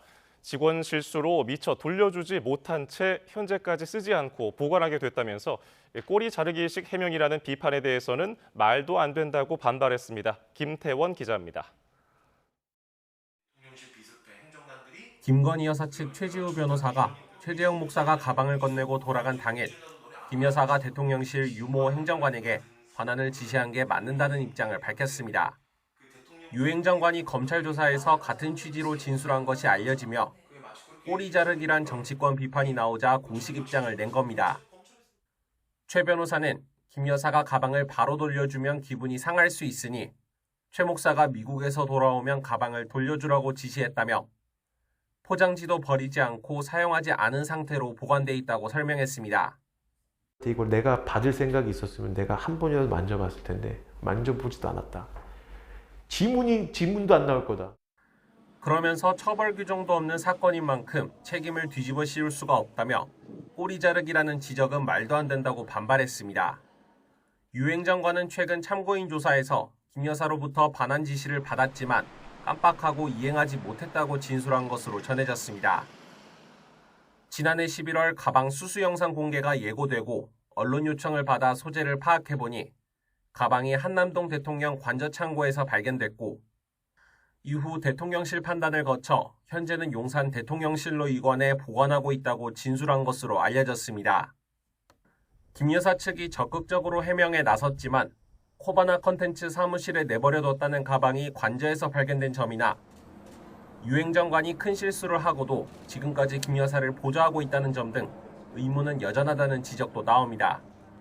검찰은 김 여사 측에 공문을 보내 명품 가방 실물을 제출받아 최 목사가 선물한 가방이 맞는지 등을 검증할 방침입니다. YTN 김태원입니다.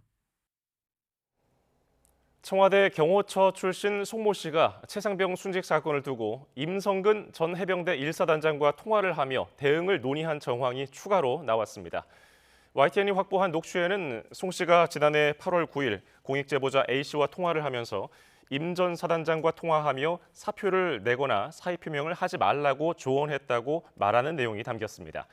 해당 녹취와 관련해 송 씨는 어떤 대화 과정에서 관련 내용이 녹취됐는지 정확한 기억은 없지만 제보자가 주장한 시기에 임 전 사단장과 통화한 사실이 없다고 다시 한번 강조했습니다. 오늘 오후 2시 40분쯤 경기도 성남시 성남동에 있는 성호시장 재개발 구역에서 철거 중이던 건물이 무너졌습니다. 이 사고로 40대 남성 작업자 1명이 매몰돼 경찰과 소방이 구조에 나섰지만 결국 숨진 채 발견됐습니다. 경찰은 철거 작업 시작 전 건물 안 쓰레기를 치우는 작업을 하다가 벽면이 무너졌다며 밖에 있던 노동자 4명은 무사히 대피했지만 안에 있던 1명이 깔려 숨졌다고 설명했습니다. 무려 60m가 넘는 아파트 난간에 매달려 있던 10대 청소년이 가까스로 구조됐습니다. 뛰어내리겠다면서 울먹였는데 3시간 가까운 경찰의 설득 끝에 가족의 품으로 돌아가게 됐습니다. 권준수 기자입니다. 서울 강남의 한 아파트 24층 난간. 지상에서 60m가 훌쩍 넘는 아찔한 높이인데 남녀 사보 경찰 2명이 난간 기둥을 잡고 있습니다. 희미하게 보이는 왼편 좁은 공간에는 흰색 티셔츠를 입은 왜소한 10대 소년이 앉아 있습니다. 까마득한 아래에는 만일의 사태에 대비해 에어매트가 설치됐습니다. 소년은 당장이라도 뛰어내리겠다며 울먹이는 상황. 누구보다 마음이 바쁜 경찰들이지만 행동은 더없이 침착했습니다. 먼저 형과 누나라는 호칭을 사용하며 대화에 물꼬를 텄습니다. 물이나 사이다를 주면서 안심시키기도 했습니다. 이런저런 대화가 오가면서 소년은 점점 마음의 문을 열었고 그럴 때마다 형과 누나가 된 경찰들은 고맙다는 말로 화답했습니다. 그렇게 신뢰를 쌓은 지 3시간. 소년은 경찰들의 손을 맞잡았고 결국 가족의 품으로 돌아왔습니다. 완벽하게 임무를 완수한 이들은 서울서초경찰서 소속 위기협상 전문 요원들. 지난 3개월 동안 관련 교육을 받아오다가 처음으로 현장에 투입된 것으로 전해졌습니다. YTN 권준수입니다.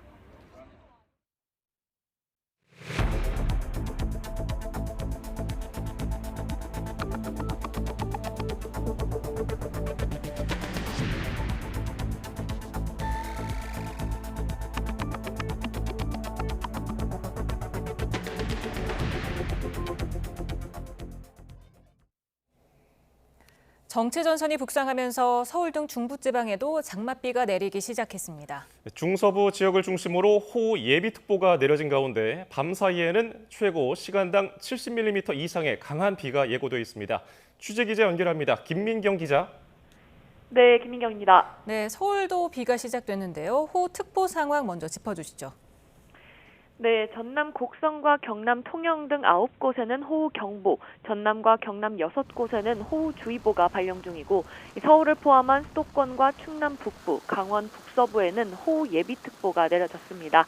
또 조금 전 6시 40분을 기준으로 충남 태안과 보령, 서천에도 호우주의보가 추가 발령됐습니다. 현재 정체전선이 강하게 발달한 채 중부 내륙까지 영향을 주고 있는데요.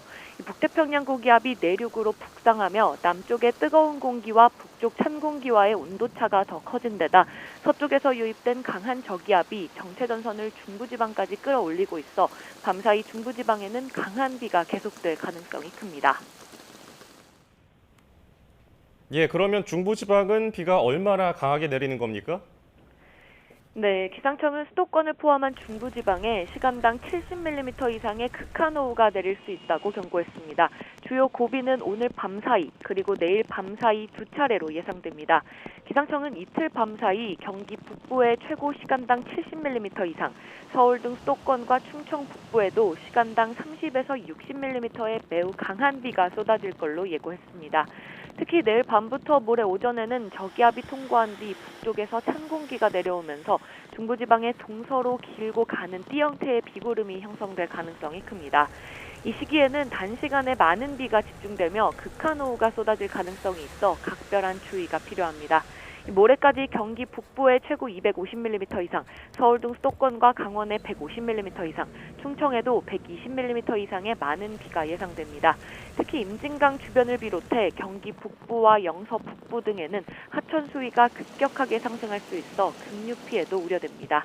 하천 주변 접근을 피하시고 범람과 침수에 대한 사전 대비도 철저히 해주시기 바랍니다. 지금까지 과학기상부에서 YTN 김민경입니다. 전남 서남권에 집중호우가 내리면서 피해가 잇따랐습니다. 전라남도 재난안전대책본부는 많은 비로 진도와 완도, 해남에서 모두 65명이 마을회관으로 일시 대피했다고 밝혔습니다. 또 완도의 아파트 지하주차장 차량 10여 대가 물에 잠기고 도로 등 공공시설 11곳도 피해가 났습니다. 진도를 중심으로 모내기를 마친 논 279헥타르도 침수됐습니다. 오늘 경남 곳곳에 호우특보가 발효된 가운데 소방당국의 출동이 잇따랐습니다. 경남 소방본부는 오후 2시 기준으로 안전조치가 14건이고 인명피해는 없다고 밝혔습니다. 아침 8시쯤 합천군 야로면에서는 주택 뒤편 담벼락이 무너졌고 낮 12시 반쯤에는 하동군 금남면에 주택 배수로에 이물질이 쌓여 한때 인근 도로 등에 물이 고였습니다. 또 오후 2시 10분쯤 남해군 창선면에서는 집에 물이 들어온다는 신고를 받은 소방당국이 출동해 안전조치를 했습니다. 윤석열 대통령은 집중호우 피해 지역에 대한 지원과 복구를 최대한 서둘러 추진하겠다고 밝혔습니다. 또 재난 예방과 대응의 패러다임을 근본적으로 바꿔나가야 한다고 강조했습니다. 오늘 국무회의 윤 대통령 모두 발언 직접 들어보시죠. 지난주에는 기록적인 집중호우가 이어지며 안타까운 피해가 발생해서 마음이 무겁습니다. 정부는 피해 지역에 대한 실질적인 지원과 복구를 최대한 서둘러 추진하겠습니다. 이번 주에도 장마 전선의 영향으로 또다시 많은 비가 예상되고 있어 걱정이 큽니다. 최근처럼 예측 가능한 수준을 넘어서는 재난이 반복적으로 발생할 때에는 종래 데이터 예측을 넘어서는 조치와 대응 역량 구축이 필요합니다. 재난 예방과 대응의 패러다임을 근본적으로 바꿔나가야 합니다. 지난주 충청 지역에 쏟아진 장맛비에 쓰레기 수백 톤이 강을 따라 내려와 서해로 밀려들었습니다. 지자체가 나서서 수거 작업에 안간힘을 쏟고 있지만 계속된 비로 더 많은 쓰레기가 밀려들 거라는 전망에 비상이 걸렸습니다. 김기수 기자입니다. 바닷물이 빠져나간 해변이 각종 쓰레기로 뒤덮였습니다. 나뭇가지와 풀들 사이로 음료수 캔과 화장품통이 뒤엉켜 있습니다.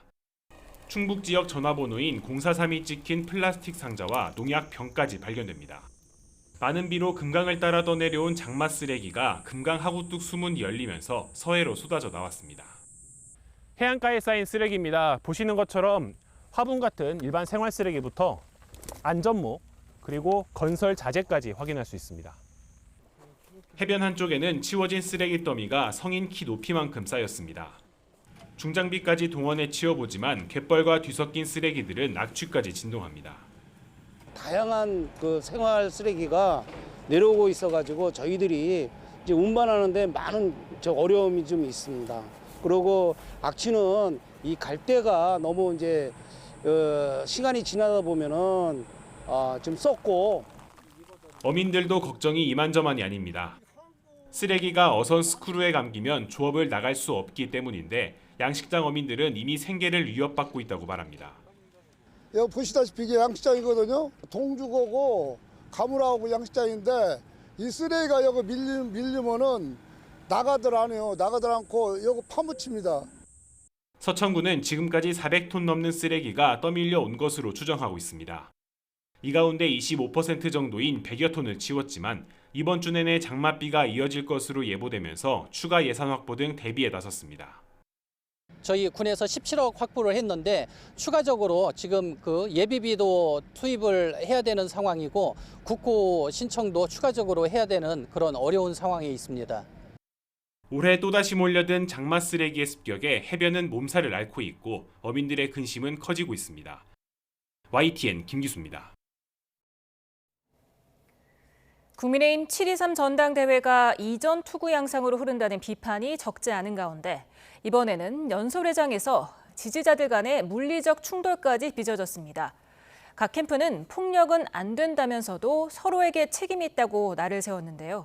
전당대회 이후 당내 갈등과 분열을 우려하는 목소리도 커지고 있습니다. 박광열 기자가 보도합니다.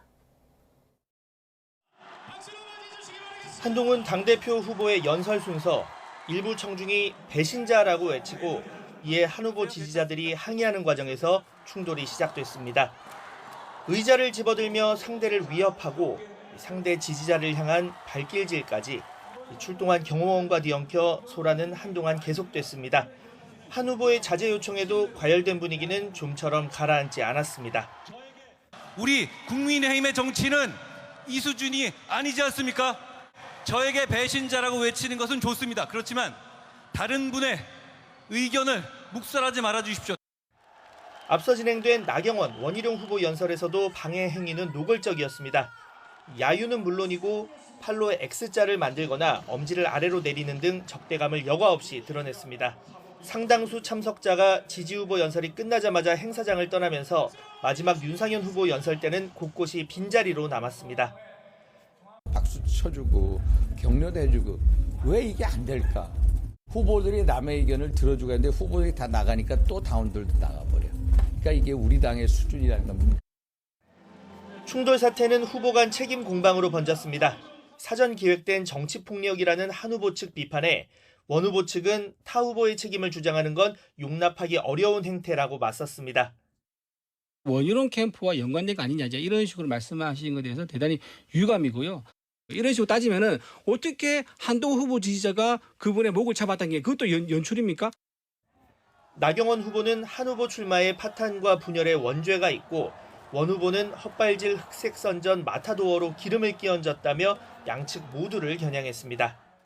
대선 욕심을 먼저 두고 있다 보니까 1년짜리 당대표가 되고 그것이 대선의 디딤돌이라고 생각을 하니까 더 극렬하게 통합이라는 것이 전당대회 이후에 아주 새로운 과제가 될 것이라고 봅니다. 여당 선관위는 이번 폭력 사태에 두 캠프 모두의 유감을 표시하고 지지자들에 대한 철저한 관리를 거듭 촉구했습니다. YTN 박광열입니다. 국민의힘 한동훈 당대표 후보는 법무부 장관 시절 댓글팀을 운영했다는 의혹 제기에 자신이 관여하거나 부탁, 의뢰한 게 전혀 없다고 일축했습니다. 한 후보는 채널A 정치 시그널에 출연해 자신을 자발적으로 지지해주는 분이 많은 게 어떻게 자신을 향한 공격 포인트가 되는지 모르겠고 여기에 원희룡 후보가 올라탔다는 게 참담하다며 이같이 반박했습니다. 일각에서 나온 법무부 직원 동원서를 두고서도 심각한 명예훼손이라며 그 문제는 고소하겠다고 밝혔습니다. 국민의힘 원희룡 당대표 후보는 댓글팀 운영 의혹을 받는 한동훈 후보는 대표직에 당선되더라도 이미 물꼬가 터졌기 때문에 수사로 이어질 수밖에 없다고 말했습니다. 원 후보는 TV조선 유튜브 강펀치에 나와 여론조성팀이 실제로 진행됐다면 법적으로 문제가 많이 될 수 있다며 이같이 지적했습니다. 이어 프로그램을 돌렸느냐 안 돌렸느냐의 차이만 있지 드루킹 때와 똑같다며 민주당이 특검으로 걸어 당을 분열시키고 당정 충돌을 일으키는 방향으로 몰고 간다면 보수의 블랙홀이 될 수 있다고 강조했습니다. 윤석열 대통령 탄핵 청원 청문회를 예고한 야당이 김건희 여사를 둘러싼 각종 의혹을 수사하는 이원석 검찰총장 등을 증인으로 추가 채택했습니다. 또 이진숙 방송통신위원장 후보자 청문회를 앞두고는 증인과 참고인 70여 명이 야당 단독으로 채택됐는데요. 여당은 국정 마비 시도라며 반발했습니다. 나혜인 기자입니다. 국회 법제사법위원회 소속 야당 의원들이 오는 19일부터 열기로 한 대통령 탄핵 청원 청문회에 이원석 검찰총장을 증인으로 부르기로 했습니다. 대통령 탄핵안을 발의할 정도로 위법 행위가 있었는지 따지려면 김건희 여사 주가 조작 연루 의혹 등을 반드시 규명해야 한다며 수사 책임자 청문 절차가 필요하다는 겁니다. 민주당 소속 정청래 법사위원장은 국회법대로 하자며 증인 채택 안건을 표결에 붙였습니다. 20일 이내에 5만 명이 달성됐기 때문에 법사위에 자동 회부된 상태입니다. 제가 회부시킨 게 아닙니다. 따지려면 국회 사무처에 가서 따지시기 바랍니다.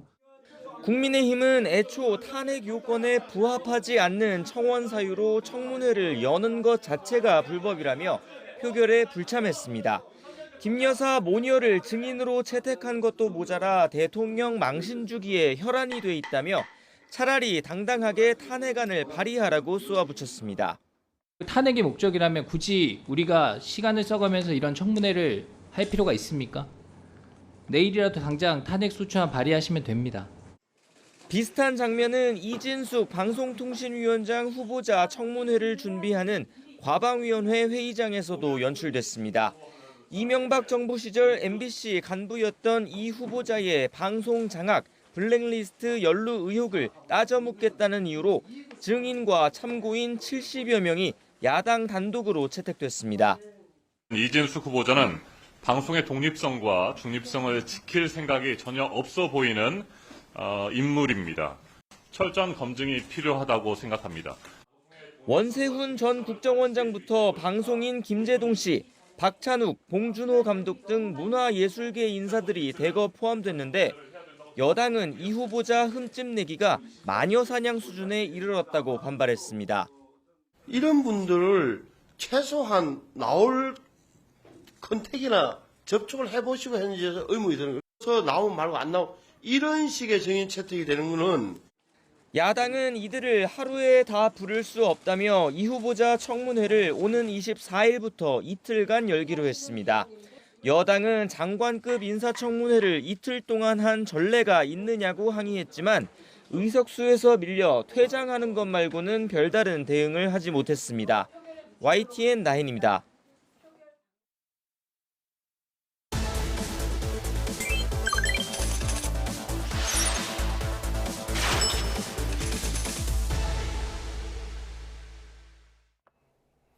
뉴스플러스 오늘의 경제픽입니다. 휴가철을 맞아서 장거리 운전 많이들 하실 텐데요. 금감원에 따르면 최근 3년간 7월과 8월 사이에 발생한 자동차 사고는 월 평균 33만 2천 건으로 평소보다 6%가량 많았습니다.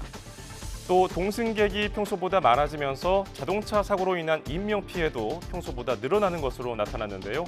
부상자는 평소보다 1.8%, 그리고 사망자는 2.5% 많았습니다. 특히 여름철 휴가지에서 렌터카 이용하는 사람이 늘면서 렌터카 사고는 평소보다 7.4% 증가했는데요. 휴가지에서 렌터카 알아보실 때 계약사항을 꼼꼼히 살피셔야겠습니다. 사고에 대비해서 가입하는 자차 보험에서 슈퍼, 완전 등의 용어가 면책 범위를 오인하게 만들면서 소비자 분쟁이 이어지고 있습니다. 오동건 기자입니다. 지난 5월 제주에서 렌터카를 빌린 A씨, 반나절에 차량 훼손을 발견했습니다. A씨는 렌터카 계약 시 가입한 자차 보험 처리를 요청했지만 업체는 뜬금없이 20만 원의 수리비를 요구했습니다. 즉시 현장에서 보고하지 않았다고 해가지고 슈퍼 자차라고 하는 모든 그 보험이 다 되는 거에 덧붙여서 운전자 보험까지 가입했는데도 불구하고 그 보험 적용이 안 된다라고 이야기를 계속해서 여름 휴가철에 렌터카를 빌리는 소비자들이 몰리며 이 같은 분쟁도 증가하고 있습니다. 최근 5년 동안 한국소비자원에 접수된 렌터카 관련 소비자 피해 구제 신청이 7월에서 9월 휴가철에 집중돼 있는데 이 중 35%가 사고 관련 분쟁이었습니다. 사고 시 업체 측이 수리비나 사고 처리 비용을 과다하게 청구했다는 불만 등이 74%를 넘어 대부분을 차지하고 있었습니다. 특히 사고에 대비해 차량 손해 면책 제도인 자차 보험에 가입하는 경우가 많은데 이때 용어 때문에 면책 범위를 오인하게 만들어 분쟁이 잦아지고 있습니다. 자차보험 상품명에 슈퍼자차 또는 완전자차 등의 용어를 사용하고 있어서 모든 사고 책임을 면책시켜주는 것으로 오인을 불러일으키고 있지만 실제로는 소비자의 기대와는 달리 보장을 제한하고 있는 것으로 나타났습니다. 또한 제주도에서 렌터카 사용이 높은 만큼 관련 소비자 피해도 집중되는 것으로 나타나 여름 휴가철을 앞두고 제주 지역 렌터카 이용 시 주의가 요구됩니다. 한국소비자원은 렌터카를 예약할 때 이 계약서를 꼼꼼히 살필 것을 당부하고 제주관광협회와 함께 피해 예방 활동도 펼치기로 했습니다. YTN 오동건입니다. 고물가가 이어지면서 소비자들이 좀처럼 지갑을 열지 않고 있습니다. 지난달 이마트 매출은 1년 전보다 5.2% 줄었고요. 롯데마트는 4월과 5월 마이너스 성장을 기록했습니다. 롯데백화점과 신세계, 현대 등 백화점도 4, 5월 매출이 떨어졌습니다. 반면에 대용량 판매로 대형마트보다 저렴한 창고형 할인 매장이 인기를 얻고 있는데요. 이마트의 창고형 할인점 트레이더스 매출은 5월에 9% 증가했고요.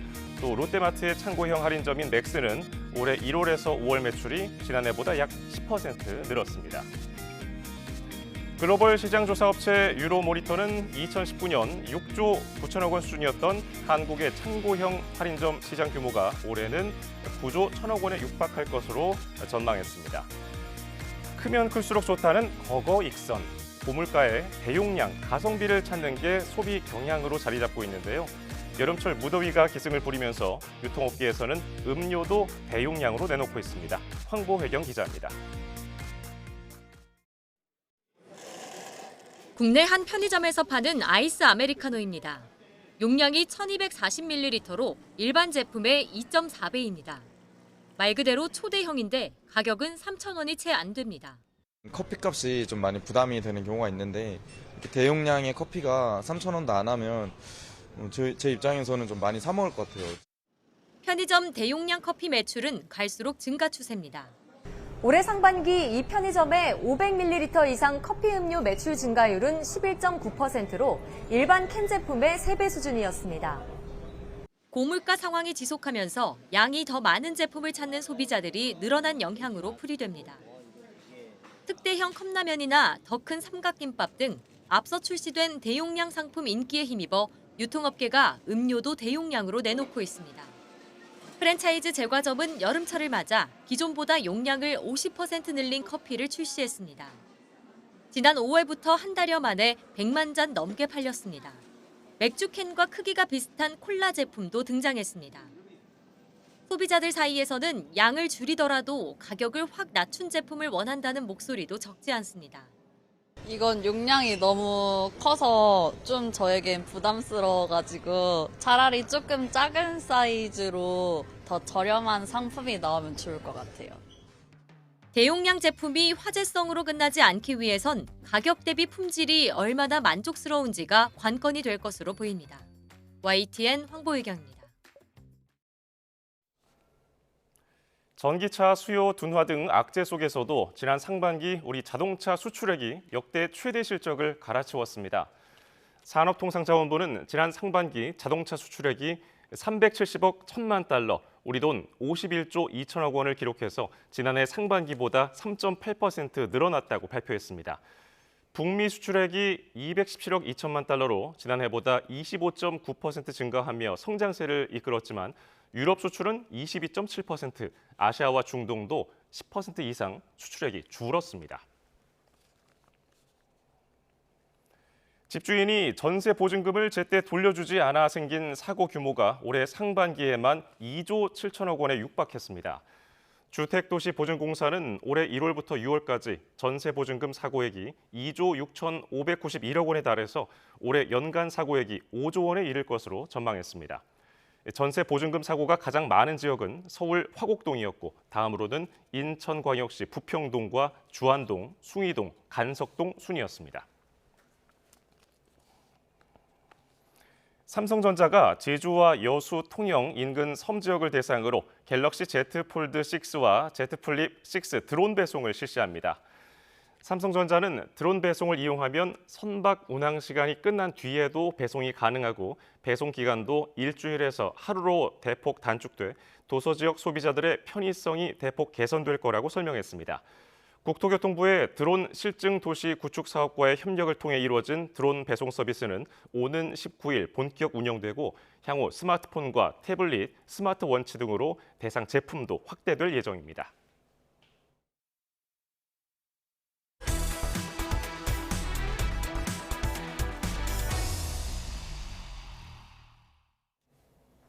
조 바이든 미국 대통령이 트럼프를 관역 중앙에 놓아야 할 때라고 발언한 건 실수였다고 인정했습니다. 바이든 대통령은 MBC 뉴스와의 인터뷰에서 이같이 말하고 다만 당시 발언은 트럼프의 의제에 초점을 맞춘 거라며 트럼프가 토론 도중 한 거짓말에 집중해야 한다고 말했습니다. 바이든 대통령은 민주주의에 위협이 되는 선동적인 수사는 자신이 아닌 트럼프가 일삼고 있다고도 지적했습니다. 일론 머스크 테슬라 최고 경영자가 트럼프 전 대통령의 선거운동에 유례를 찾기 힘든 거액을 기부하기로 했습니다.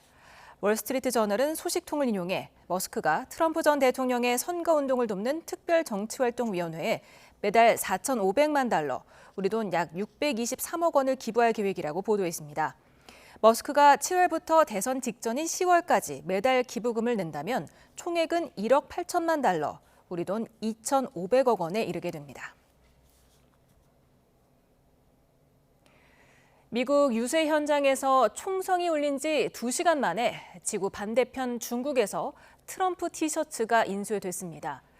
트럼프냐 점잖은 트럼프냐 누가 되든 똑같다면서도 미국 대선 판도에 중국 여론도 들썩이는 모양새입니다. 베이징 강정규 특파원입니다. 귀에서 피를 흘리며 주먹을 치켜든 트럼프 전 대통령. 그 뒤론 파란 하늘에 성조기가 펄럭입니다. 미국 동부 유세 현장에서 촬영된 피격 장면이 지구 반대편 중국 남부 티셔츠 공장에서 인쇄됩니다. 중국 최대 온라인 쇼핑몰 타오바오에서 판매되기까지 2시간밖에 걸리지 않았습니다. 它一定是个爆款，不用预测，因为我觉得比那些所谓的明星要够，可能顶个100倍吧。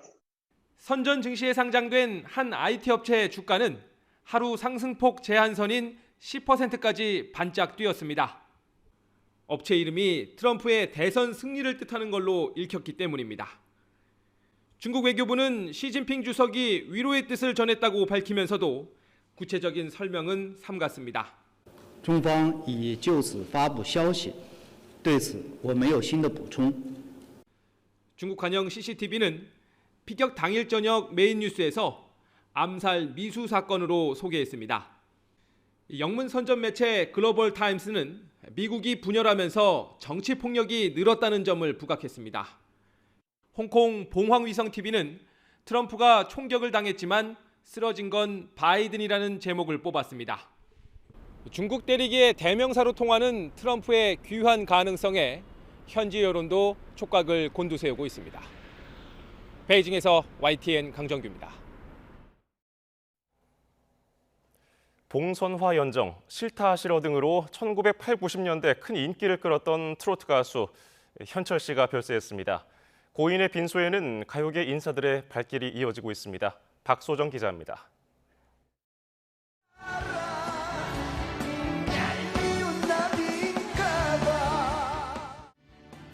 민요를 부르듯 편안하면서도 구성진 목소리. 1980, 90년대 트로트의 전성기를 이끌었던 가수 현철 씨가 세상을 떠났습니다. 2달 전부터 폐렴을 앓다가 가족들이 모두 모인 자리에서 눈을 감았습니다. 향년 82세입니다. 서울 아산병원에 마련된 빈소를 찾은 연예계 인사들은 고인과의 인연을 떠올리며 눈물 지었습니다. 가수로서 산 이 세상, 이 인생이 너무너무 해피하다고, 나는 다시 태어나도 가수할 거라고 막 얘기를 했던 그 모습이 지금도 생생합니다. 다시 건강한 모습으로 팬들 앞에서 노래 올 줄 알았는데 가슴이 아픕니다. 형님, 존경하고 사랑했습니다. 지금의 미스터 트롯, 미스 트롯이 있게 만든 그런 큰 기둥이었습니다. 앞으로도 우리 형님 노래 많이 잊지 마시고 사랑해 주시고. 1966년에 데뷔했지만 무명 가수로 오랜 시간을 보낸 고 현철 씨. 그러다 1980년대 후반 봉선화 연정. 손대면 톡하고 싫다 싫어.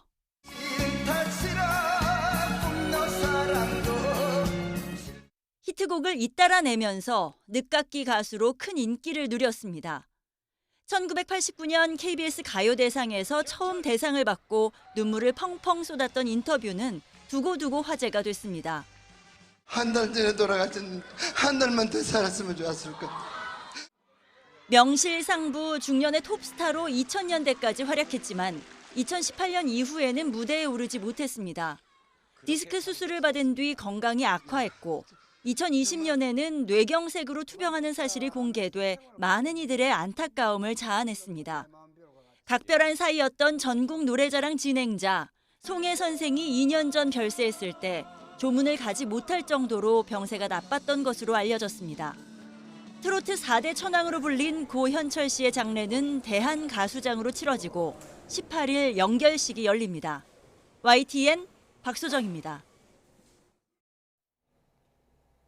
유명 유튜버 쯔양에게 사생활을 폭로하겠다고 협박해 돈을 뜯어낸 의혹을 받는 유튜버 가운데 한 명인 전국진이 의혹을 인정했습니다.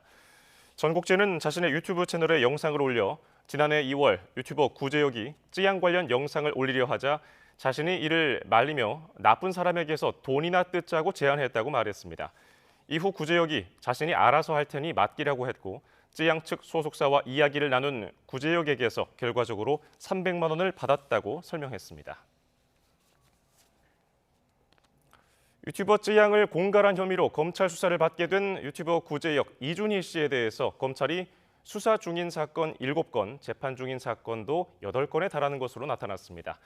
이 가운데 지난달에 열린 정보통신망법상 명예훼손 등의 혐의와 관련한 사건의 결심 공판에서 검찰은 이 씨에게 징역 3년을 구형한 것으로 확인됐습니다. 또 쯔양을 협박해서 5,500만 원 규모의 계약을 체결한 혐의로 고발당한 사건 등 검찰이 이 씨와 관련해 수사 중인 사건도 7건 있는 것으로 파악됐습니다. 휴대전화 개통 명의를 빌려주면 소액 대출을 해주는 이른바 휴대폰 깡으로 대포폰을 유통한 일당이 경찰에 붙잡혔습니다. 범죄 집단에 가담한 혐의로 붙잡힌 피의자가 140명이나 돼서 단일 사건으로는 역대 최대 규모입니다. 표정우 기자입니다. 유명 대출 중개 플랫폼에 올라온 광고입니다. 합법적으로 대출을 해주는 것처럼 꾸미고 특히 신용등급에 상관없이 돈을 빌려준다고 강조합니다. 그런데 이들은 전화를 건 피해자들에게 대출 대신 고가의 휴대전화를 사라고 권했습니다.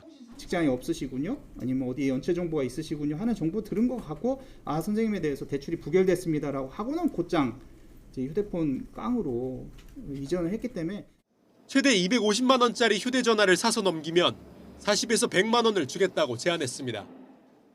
일당은 지난 2019년부터 4년여 동안 휴대전화 3,767대를 넘겨받아 전화기와 유심을 작물업자와 범죄 조직에 되팔아 64억 원 정도를 챙겼습니다.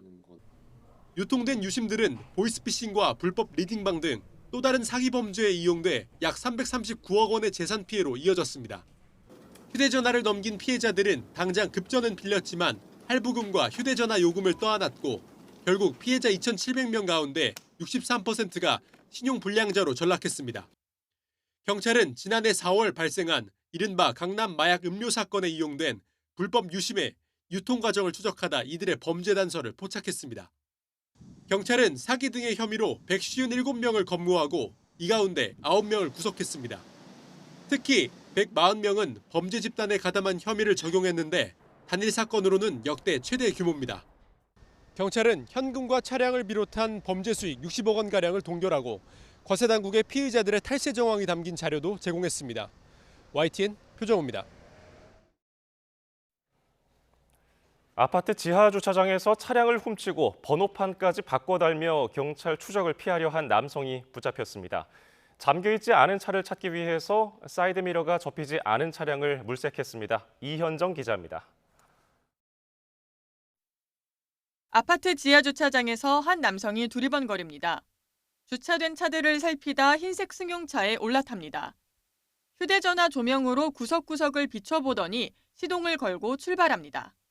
승용차를 훔쳐 달아나는 장면입니다.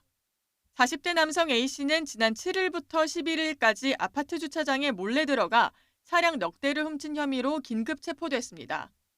A씨는 강북권 아파트 주차장을 돌며 사이드미러가 접히지 않은 차량을 물색해 문이 잠기지 않았으면 시동을 걸고 훔친 것으로 조사됐습니다.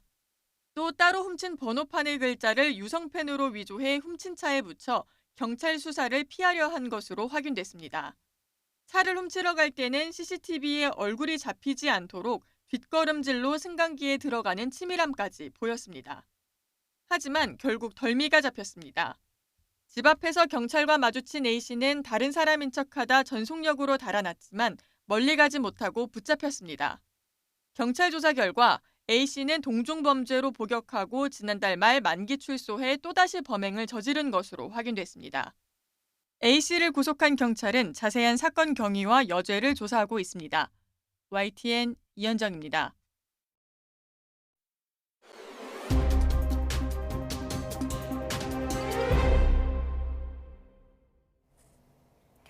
보건복지부는 어제 정오 기준 전체 수련병원 211곳의 출근자가 지난 12일보다 44명 늘어 출근율이 8.4%로 나타났다고 밝혔습니다. 출근자 수는 전체 전공이 13,756명 가운데 1,155명으로 전공의 복귀와 사직 처리 마감일인 어제까지 복귀한 전공의가 극히 소수였다는 걸 보여줍니다. 이와 관련해 조규홍 보건복지부 장관은 사직 처리 마감일이 지났지만 복귀 의견을 낸 전공의들이 많은 것 같지 않다고 설명했습니다. 서울대병원이 이탈한 전공의들에게 사직서 수리 시점과 법적 책임에 대한 내용을 구체적으로 담은 사직 합의서를 보냈습니다. 서울대병원은 전공의들의 요청을 일부 받아들여 사직서 수리 시점을 7월 15일로 하고 사직의 효력 발생 시점을 2월 29일로 하는 것으로 결정했습니다. 불국사와 석굴암 등 역사 문화유산이 산재한 경주 토암산의 산사태 위험이 심각하다는 소식 전해드렸는데요. 장마철을 맞아 진행된 추가 조사에서는 일반 산사태의 100배 넘는 피해를 낼 수 있는 땅 밀림 현상까지 여러 곳에서 관측됐습니다. 김근우 기자가 취재했습니다. 석굴암에서 직선 거리로 2km 떨어진 경주 토암산 자락입니다. 한가운데 흉하게 파인 자국이 났습니다. 가까이 다가가자 땅 높낮이가 벌어진 흔적이 뚜렷하고 곳곳에 균열이 보입니다.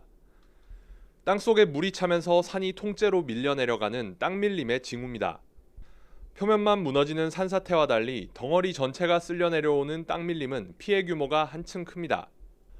정부와 지자체가 앞서 제기된 산사태 우려에 따라 추가 조사를 했더니 경주 토암산 일대에서만 이런 땅 밀림 우려 지역이 3곳이나 됐습니다. 땅 밀림은 산사태의 최대 100배 정도로 크게 무너지는 현상입니다. 더구나 계곡과 붙어 있기 때문에 토성류로 발전할 가능성이 높습니다. 그래서 더 위험하다는 겁니다. 근처에는 석굴암과 불국사 등 국보급 문화재는 물론 민가나 도로도 많아 큰 피해가 우려됩니다. 땅 밀림 현장에서 불과 350m 떨어진 곳에는 이렇게 차들이 다니는 국도가 있습니다. 집중호우가 내리면 언제든 바위와 흙 수천 톤이 쏟아져 도로를 덮칠 수도 있습니다. 이 경주 토암산 하멀산 일대가 땅 밀림에 취약한 그런 지질적 구조 여건을 가지고 있는 곳이기 때문에 땅 밀림 발생했다 조치한다가 아니라 땅 밀림을 전제로 이 산지를 관리해야 되는 그런 상황이 아닌가 싶고요. 산림당국과 경주시, 국가유산청 등은 우선 산사태 피해 지역에 대한 복구를 진행하면서 집중호우에 대비한 주민 대피 체계를 갖추고 있습니다. YTN 김근우입니다. 초복을 맞아 함께 식사한 경로당 회원의 가건물을 분석한 결과 농약 성분이 검출됐습니다. 경북 봉화경찰서는 점심 식사를 함께한 뒤 쓰러진 경로당 회원이 입원한 병원에서 환자의 위 세척액을 분석한 결과 농약 성분이 검출됐다는 통보를 받았다고 말했습니다. 경찰은 범죄 정황이 드러난 만큼 CCTV를 분석하고 탐문을 진행하는 등 본격 수사에 나설 방침입니다. 지난 4월 경기도 광주시에서 고속도로 사고로 2명이 숨진 사고와 관련해 이 가운데 1명이 견인차에 깔려 숨진 사실이 뒤늦게 밝혀졌습니다. 경찰 조사 결과 사고 당시 피해자는 자신의 승용차로 앞서가던 SUV를 추돌한 뒤 주변에 서 있다 30대 A씨의 견인차에 치여 숨진 것으로 확인됐습니다. 또 A씨는 범행 사실을 숨기기 위해 사고 차량 블랙박스 메모리를 훔쳐 숨겨뒀던 것으로 파악됐습니다. 현재 전국 곳곳에 장맛비가 내리고 있습니다. 특히 화면에 붉은색으로 보이는 전북 군산, 충남 서천과 계룡에는 시간당 30mm 안팎의 강한 비가 쏟아지고 있는데요. 남부지방에 강한 비를 뿌렸던 비구름은 점차 동쪽으로 빠져나갑니다. 이에 따라 남부지방은 비구름의 이동을 따라 강하게 쏟아지다가 점차 빗줄기가 가늘어지겠고 호우특보도 점차 해제되겠습니다. 반면 중부지방은 앞으로 계속해서 강한 비가 유입됩니다. 따라서 충남에 이어 그 밖의 중부지방에도 밤사이 시간당 30에서 60mm, 특히 경기 북부에는 시간당 70mm가 넘는 매우 강한 비가 쏟아지겠습니다. 또 비가 강해지면서 수도권과 영서 지방으로도 호우특보가 확대되겠습니다. 저지대가 침수되거나 하천에 물이 넘치는 등 피해가 발생할 가능성이 있는 만큼 앞으로 발표되는 기상정보 확인하면서 대비해 주시기 바랍니다. 경남 남해에는 오늘 하루에만 200mm 이상의 큰 비가 내렸고 그 밖에 남해안에도 100mm가 넘는 많은 비가 내렸는데요. 남부지방은 내렸다 그치기를 반복하면서 모레까지 최고 80mm의 비가 더 오겠고 앞으로 중부지방을 중심으로 비가 집중되면서 많은 곳에는 150mm 안팎, 특히 경기 북부에는 250mm가 넘는 매우 많은 비가 쏟아지겠습니다. 이미 내린 비로 지반이 무척 약해져 있습니다. 이에 따라 전국의 산사태 위기 경보가 주의에서 경계 수준을 보이고 있고 전남과 경남, 충남에는 산사태 특보도 내려져 있습니다. 호우 피해와 함께 산사태 피해에도 대비해 주시기 바랍니다. 남은 한 주도 내륙을 중심으로 오락가락 장맛비가 이어지겠고 내일 밤 사이에도 중부지방에 매우 강한 비가 집중될 전망입니다. 날씨 정보였습니다. 뉴스 플러스를 마칩니다. 시청해주신 여러분 고맙습니다.